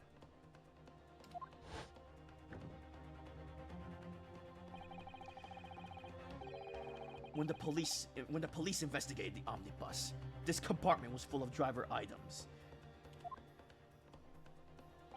Secondly, we have the smear of blood on the edge of the skylight. As I've said, that was not present at the start of trial this morning. Unfortunately, Lord Van Seeks, no one is able to corroborate your claims. That's true. When the omnibus was first wheeled out, both the storage compartment and the skylight were shut. Accordingly, I'm afraid to say, we cannot establish with any certainty if this evidence is a result of tampering or not. Indeed, my lord, no doubt there was not a single person who saw fit to verify such things. What do you think? Sorry? About the omnibus. Is there anything else unusual about the omnibus? I have an inkling. My lord. Yes, counsel. There is one further inconsistency. A mark that surely could not have been present at the start of the trial. Wait! The blood on the floor. I'm trying to say, I thought I was like crazy and maybe I forgot because it's been a week since I last played this, but I don't think that blood on the floor was there. What in the devil's name are you going to say now? If you dare to betray me, you little maggot, you better start watching your back. Objection. Silence, McGilded. The court awaits the defense's clarification. This trial keeps swinging one way and then the other. I have no idea what's the truth and what's deception. What am I supposed to believe here? I shall have to ask you to elaborate, counsel. Where exactly is this alleged mark that you claim to appear at some point during the trial? Got it! If we consider that the victim fell through the skylight onto the floor of the cabin, you would certainly expect to find signs of blood where he landed. But as far as I recall, this blood stain on the cabin floor was not there when the omnibus was first brought in the courtroom. Good lord!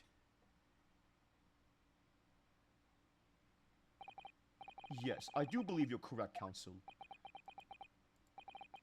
Well said. Although, as an advocate for the defense, one might say that was a very careless slip of the tongue.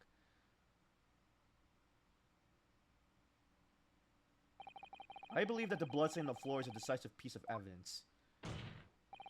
But if the question is whether the evidence is genuine, or whether it was unlawfully fabricated by someone, I feel compelled to admit that there's at least a possibility that the evidence is fake.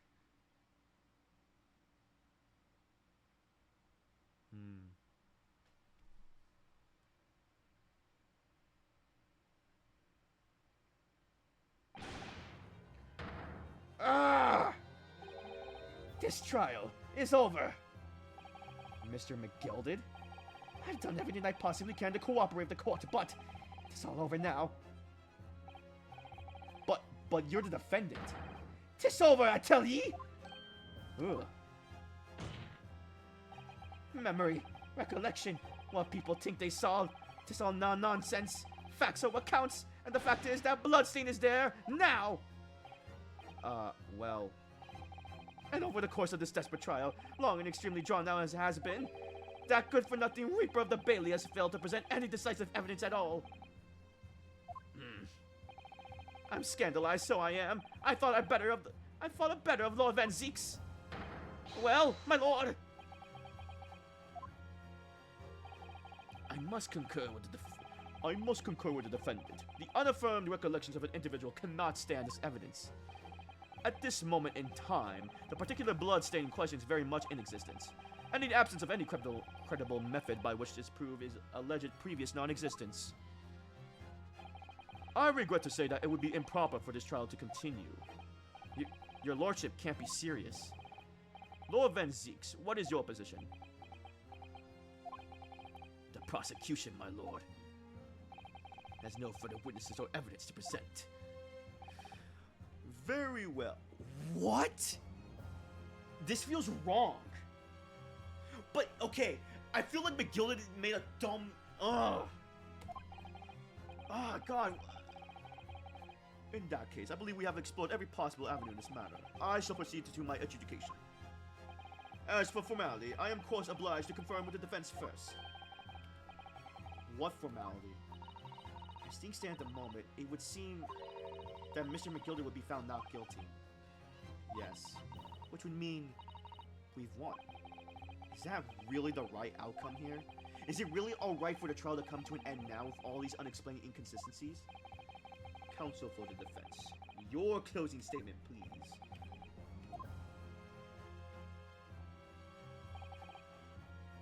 Yes, my lord. The defense believes. That is not right to say. Oh, that saying guilty, I don't think he's guilty. I don't think he's guilty. Okay, if I say this, will this... that's what I'm saying right now.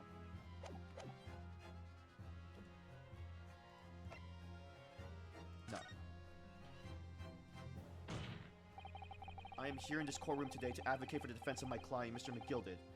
However, at this moment in time, I cannot in all good conscience attest fully to the defendant's innocence. What are you saying, man? Man. Without any question, there is no conclusive evidence to prove that the defendant is guilty. However, there is also no conclusive evidence to prove that he is innocent. Good. Good gracious me! Order! Order! This is unprecedented behavior, counsel. A defense lawyer calling the accuser's innocence into question. Are you sound of mind? Oh, 'twas a grand decision to appoint you as my lawyer, so it was. A grand decision. What? I must say, I didn't expect quite such an exciting spectacle at the end there, but still. Here, have this for your troubles. Your job here is done, fella. And some fine work you've done, so you have. What do you mean? This just as right the honorable gentleman so succinctly put afore. The trial can't go on anymore. And your closing statement there was, how did he put it now? Nothing more than a formality. What? Why is he acting like this?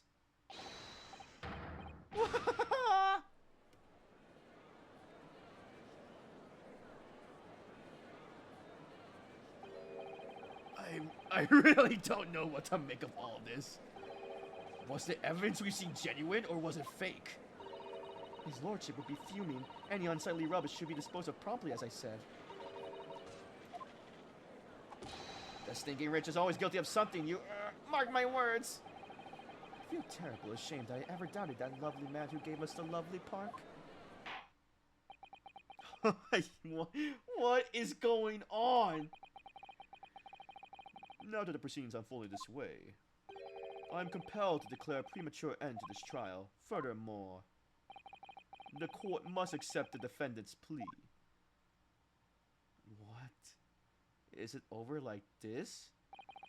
I thank you kindly, my lord. I hereby pronounce the verdict of this court. Objection! Oh, but we still haven't determined if the blood seen in the omnibus is genuine or not. We don't know if these witnesses are telling the truth or a pack of lies. We have no idea about the truth. Lord Van Zeeks. My lord. The case made by the prosecution was flawed, plain and simple. If indeed the omnibus presented as evidence was tampered with, the prosecution is at fault for allowing such a disgraceful provision of justice to take place. Yeah, I guess it is on them.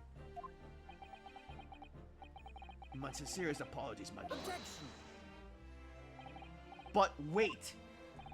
When we were evacuated from this courtroom, Lord Van Zix ordered the evidence to be secured. I'm afraid the prosecution cannot shun responsibility in this matter. That's so unfair! The culpability of the defendant has not, at the present time, have been established by this court. Consequently, the jury will not be required to proffer judgment. What? What the fudge? Well, Lord Van Zix, it's been a pleasure, so it has. And as for you, my dear fella, I couldn't have asked for a better defense. Do you mean to tell me that this has all been a grand waste of time? There's no way! 'Tis the law of the land, my good man. If you'd like to pursue this matter further, you can always go ahead and try to change the law. Magnus McGilded. Good grief, you have more to say to me, have you? Just one thing. A warning. This is far from over. Well, something to be looking forward to then. Oh my god. No way. Just like that? I hereby pronounce the defendant Mr. Magnus McGilded. Not. Oh my god!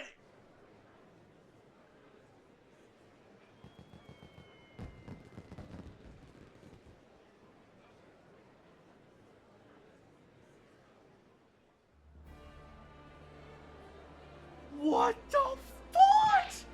I can't believe it. This is an outrage. They should have examined the evidence more. No! I won! But at what cost? With the courtroom in pandemonium for the second time that day, the judge delivered his verdict. And my first ever trial in Great Britain came to an abrupt end. With the defendant being found not guilty, certainly a victory for us. What the fudge? He got away with it?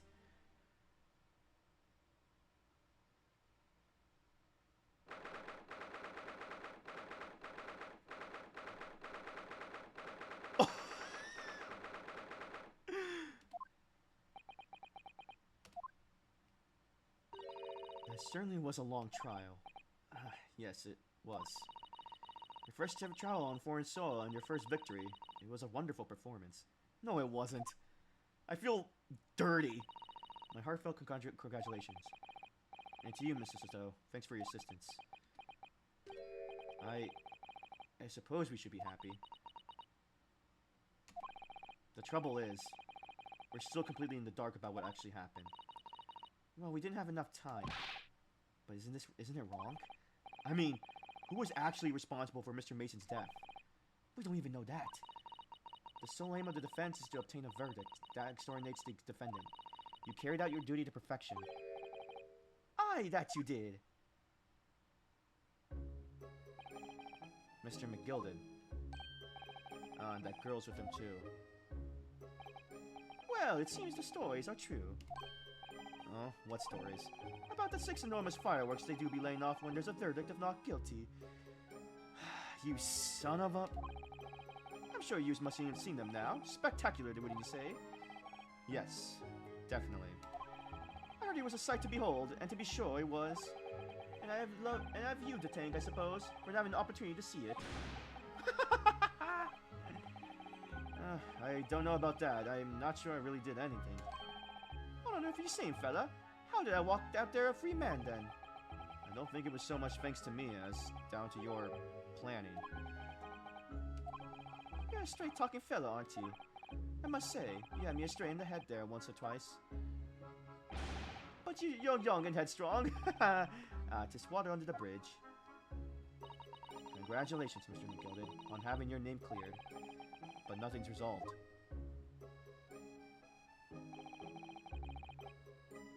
There's only one thing that matters to me. Oh? Aye! They've all seen that I didn't do that odious and abstinent deed.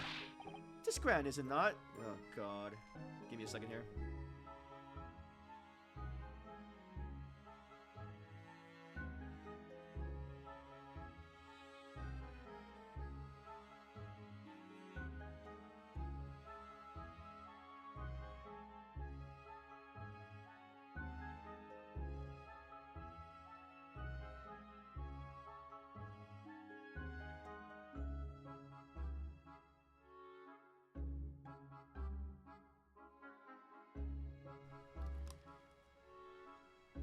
Tis grand, is it not? I suppose it is. Now that the fine yellows of Scotland Yard can take matters in hand and sort out any wee details, they'll see for what it is. They'll get to the truth. I've absolutely faith in them, so I have. After all, I do be providing a good number of their wages with all the taxes I pay. It's not that funny. So then, as we agreed beforehand, 1,000 guineas for you troubles, fella. Oh, no. I couldn't possibly accept that much. Ah, be whist. You're but a humble people, are you from the east? Well, if you insist. But have this. Still in all, you deserve a reward. Mr. Magnus McGilded. Everything is ready, sir. If you'd like to follow me into the courtroom. Into the courtroom? What's this, officer? 'Tis sooner than I was led to believe. I hope it's not inconvenient, sir. There were some changes to the schedule. Well, I must be making tracks now. It's time for the inspection. Sorry, what inspection? They're going to examine the omnibus again, so I'm told. I asked if I could be present for myself. They're going to examine it again now? Naturally, I'm under no obligation to take part in any more of this matter now, but as an upstanding member of London society, I do my best to do help where I can. 'Tis a gentleman's duty, so it is. What? Something's gonna happen here. So then, fairly well. 'Twas an absolute pleasure meeting you. I hope you have a whale of a time while you're studying here in Great Britain. And there he goes, a free man. Oh, I forgot she was here too. Whoa! Don't shoot me! Don't move! Or as I want to say, get a move on. She really does take forever to load that thing. Miss Lestrade, would you mind putting that thing down? You're a grown-up. Sorry. And I hate all grown-ups. Ah, there you are! What the fudge? Who the hell are you? Oh, what is this wacky music? Nutty nutty running off like that? Is this some kind of picnic? Who's this little girl now? And taking that with you as well. I was looking forward to the trial run of my experimental smoke grenade launcher. That's yours? Ah. Oh, she has a bazooka! Oh, do you want to play? You won't beat me. Gah. Excuse me, but who are you? Oh, good day to you. I'm, well, the inventor, I suppose, of that machine. The inventor? Well, normal smoke grenades are so dull, don't you agree? White, white, and more white. If you had to be shrouded in smoke, it could be at least a pretty color, I thought to myself. Do we have to be shrouded in smoke, though? At all? I just took my eyes off of it for a moment whilst I was changing onto a different omnibus, and she pinched it. Luckily, I fitted it with a telegraphic beacon. A what's it and what? I have no idea what this girl is talking about. Anyway, you're coming with me now. Back to my laboratory. What for? To apologize, of course, silly, to my technician.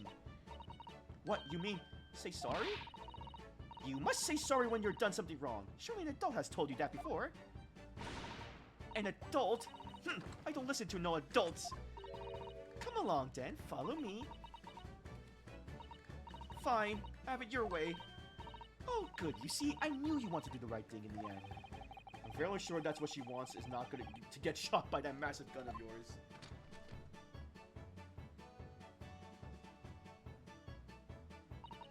We'll be leaving now, then. Bye-bye.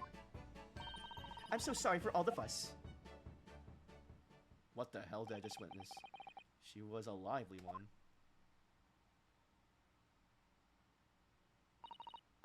Well, do you think perhaps we ought to be on our way now, too? Yes, you're right, but where to? Oh, we haven't had the time to find a place to stay. No sooner had we arrived in London than we had to rush here. All of our traveling cases are still with the bailiff.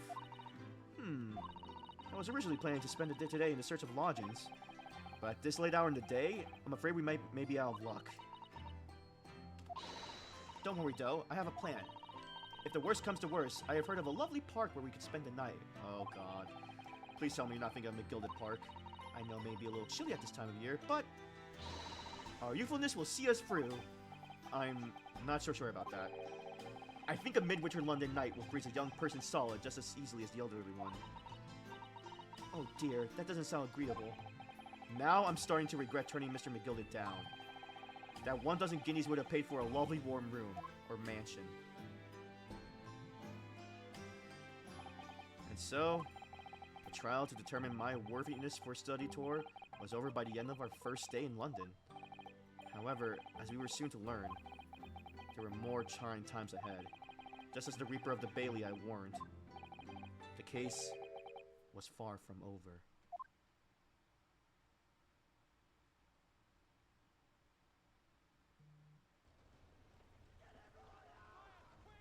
Oh! What's going on? Get the fire brigade! Water! Bring water, quick! What the? How did this happen? I don't know, sir. By the time I got here, it was already engulfed. No one was supposed to be allowed in here before we started investigating.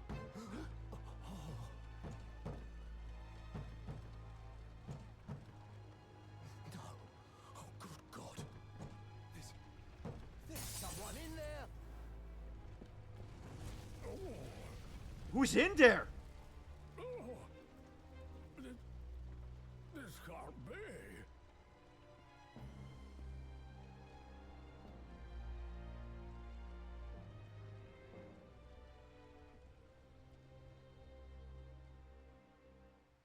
What the fudge? And?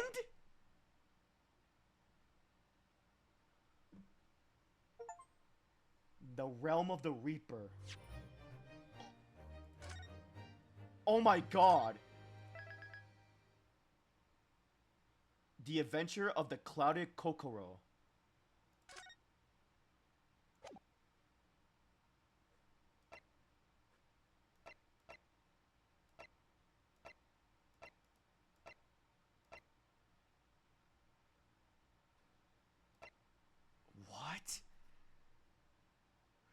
Okay, I'm kind of addicted. I want to start episode 4. I just want to see what's going on. I no. Oh, do I stop recording? No, I want to keep going. I just want to see the. Okay, maybe I'll stop at a certain point.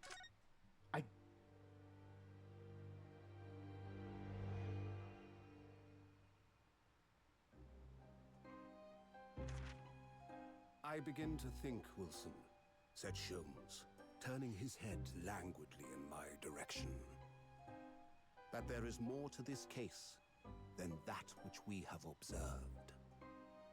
Indeed, that there may be another part to this story that we are yet to discover.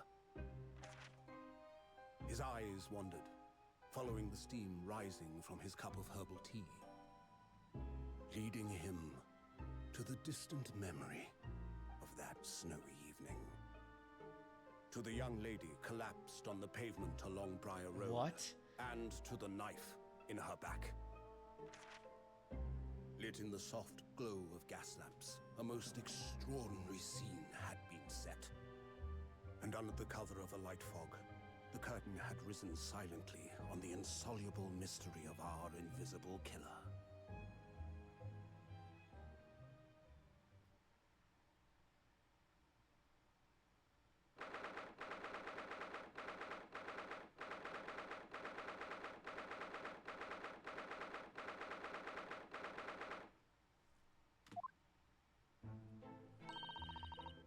Did you sleep last night, Mr. Naruhodo? No, not at all. It was an enormous hotel, wasn't it? The rooms were so luxurious. I felt like we were staying in a palace. And with all that gaslights twinkling, it was brighter than the day, even in the middle of the night. What about the enormous beds? After my time on the SS Burya, I wasn't going to waste a single inch of that space. I spent the entire night rolling from one side of the mattress to the other. Oh yes, it really was the sort of night you can only dream of normally. Except, when I learned that we owned £3 for the rooms, that dream quickly turned into a nightmare. Oops, sorry about that. The building was so impressive and the entrance was so inviting, I just wandered in without thinking. In a lodging house in Japan, that sum of money would be put a roof over your head for a whole year. I did try, but I'm afraid I couldn't help my tears when we were presented with the bill. I'm sorry. Well, never mind. We must find some more affordable lodging straight away, though. If we're not careful, our entire stipend will be used up in 10 days or less. Ugh, London is a scary place. Good morning to you at this early hour. Oh, is it him? Oh, I forgot his voice. Oh, yes, well. Good morning to you, Lord Chief Justice. We have come to report the outcome of the trial at the Old Bailey yesterday. Suseto's son is amazing. She doesn't even bat an eyelid, even in the presence of opposing Lord Strongheart. Yes, I believe you have a very comprehensive initiation into the British courtroom practices. Oh yes, it was very eye-opening. Thank you. And in accordance with your instructions, Lord Strongheart, Mr. Naruhodo performed his duty to the end. Yes, I've already been apprised of events. You conducted a remarkable defense. You may consider the test passed. Oh, no longer are you a student from the Empire of Japan. You may henceforth claim to be a fully fledged lawyer. My country is delighted to welcome young talent from such a remote eastern land. Thank you very much. So I'm a lawyer now. Now, in the view of your new appointment, I have a fresh case in mind for you.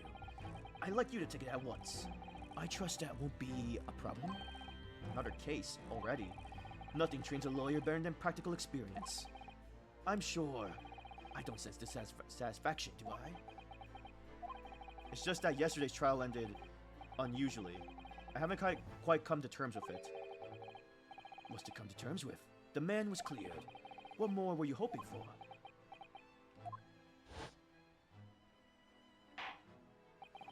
The culpability of the defendant has not, at the present time, been established by his court. Consequently, the jury will not be required to proffer judgment. Well, Lord Vensix, it's been a pleasure, so it has.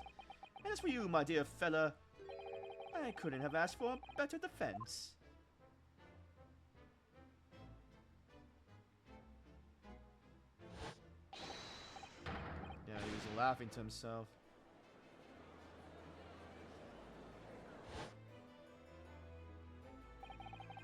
I just can't help wondering if Mr. McGilder really was innocent.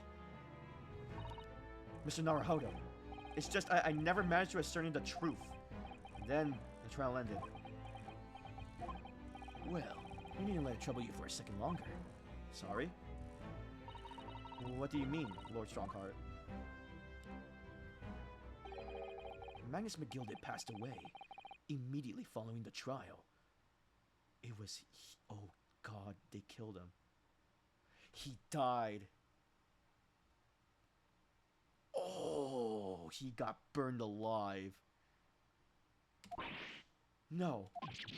What? Mr. McGilded is dead?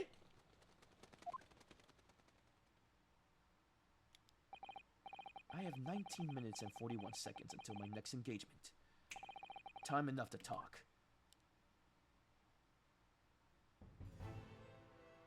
What? I don't understand. What happened? How could he be dead? After the trial concluded yesterday, there was a great commotion in the Old Bailey. As you presumably recall, an omnibus had been wheeled into the courtroom. Yes, of course. That was the scene of the crime which Mr. McGill had been accused of. Precisely. Well, while the bailiff's attention was diverted by some other matter, the omnibus went up in flames. No. How could such a thing have happened? That is being investigated as we speak, but already. The police have identified a corpse found inside the charred shell of the carriage as that of Mr. McGilded. That's awful! The man must have slipped inside whilst the bailiff's attention was elsewhere. That bailiff really needs to pay more attention. And how could that have happened? That is also being investigated as we speak. Thinking back now, immediately after the trial, Mr. McGill did mention going back into the courtroom to look at the omnibus. Yeah. Well, I must be making tracks now. It's time for the inspection. Sorry, what inspection? They're going to examine the omnibus again, so I'm told. I asked if I could be present for it myself. An inspection of the omnibus? Not to my knowledge. I don't believe Scotland Yard had any intention of re-examining the carriage. But then who was Mr. McGilda talking about? Never mind that now. The Yard's making a thorough examination. This matter is no longer of any concern of yours. Leave it to the police. Poor Mr. McGilded. I don't know about that.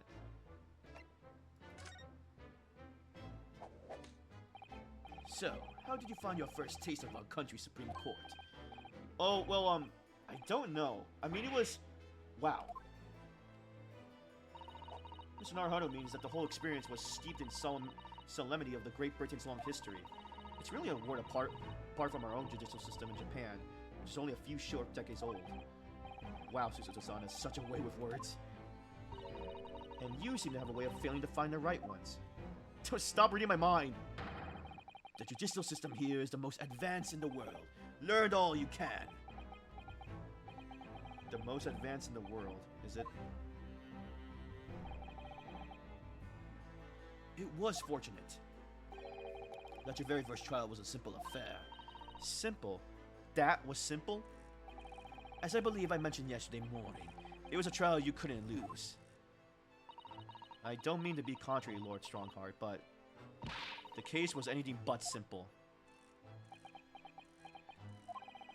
The circumstances of the case were so incriminating, I was stunned when I first heard them. In fact, I'm still finding it hard to believe that we managed to get a favorable verdict. Is something funny? No, my apologies.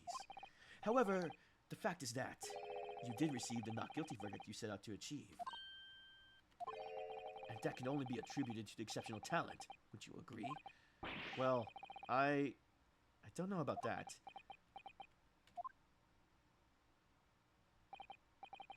Well, never mind. You exceeded my expectations, I freely admit. That much, at least, is an undeniable truth. Which is precisely why I prepare a new case for you, to I mentioned before. What's going on? What was he going to say before?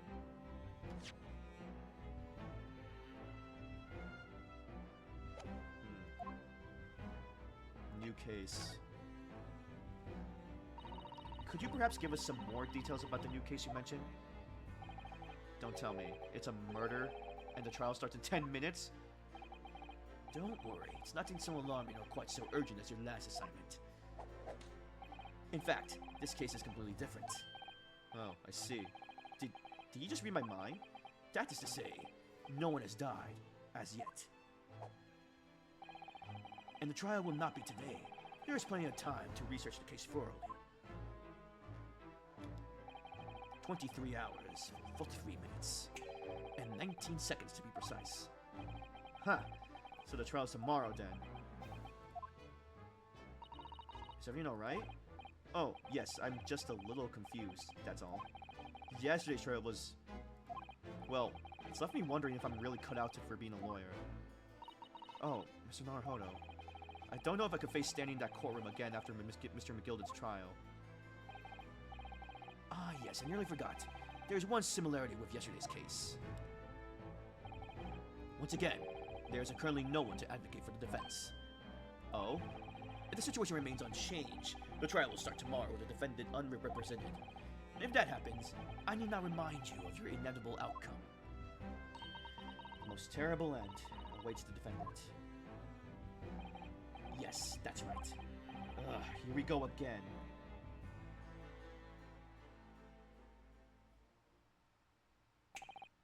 Your time is up. You will have to excuse me. I would advise you beginning making preparations for tomorrow's trial. And after all, the clock is ever ticking. There is now but 23 hours, 26 minutes, and 39 seconds until the court sits. Last time he mentioned 23 hours, he said there was plenty of time. And one more thing. Mr. Naruhodo, there is something I should like to ask you. Oh, what's that? Yesterday, you remarked upon something. That you intend to see through the will of your late compatriot, Mr. Asogi.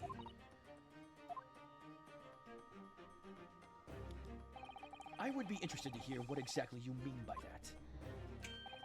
And side 34 seconds. Oh, well, Cosmo always used to say, you see, that he wanted to learn how the great justice system in the world worked so he could change ours in Japan. Now that he's gone, I like to work towards that myself. And there's another thing. Oh? Another thing. Continue. On the way here on the steamship, he said something to me. There's something very important that I have to do. Something very important. And what exactly would that be? He never had a chance to tell me. I suppose he would have done. You're out of time. Well, thank you for enlightening discussion. What was he about to say? I suppose he would have done if he ever made the Great Britain. Mr. Naruhodo, what's all this about? Mr. Asogi never once mentioned anything of the sort to me. I urge you to both to focus your attention on the matter at hand. I've taken the liberty of summoning the police inspector in charge of the case. He'll be able to apprise you of the details. How long has he been there? So, I wish you best of luck, and bid you farewell.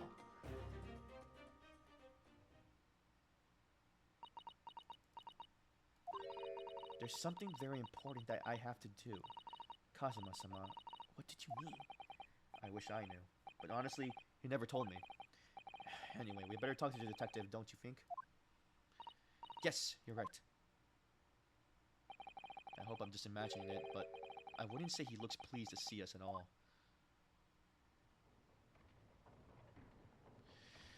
Okay, I think that's where I'm going to stop for now. I just wanted to see what happened. I was so curious. Oh man, I might stream this tomorrow, man. Oh no. Tomorrow's Friday, right? Yeah, I might do that. Honestly, this game is so engaging. It's such an amazing game.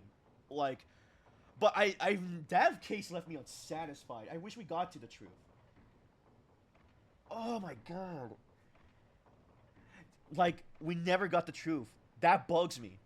The last two cases kind of bothered me. Like, episode 2, I felt so bad because it was a waste of a death of Kazuma.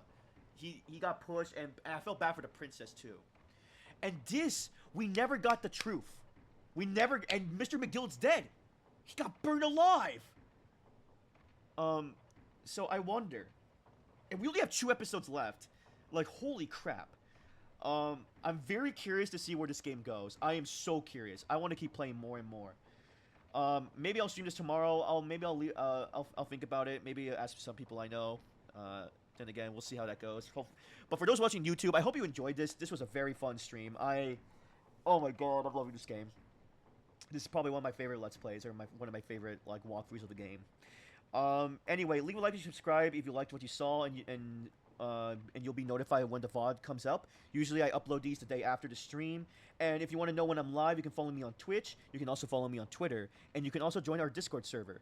And you can also talk with other people, part of the community, and also be notified of the stream there as well.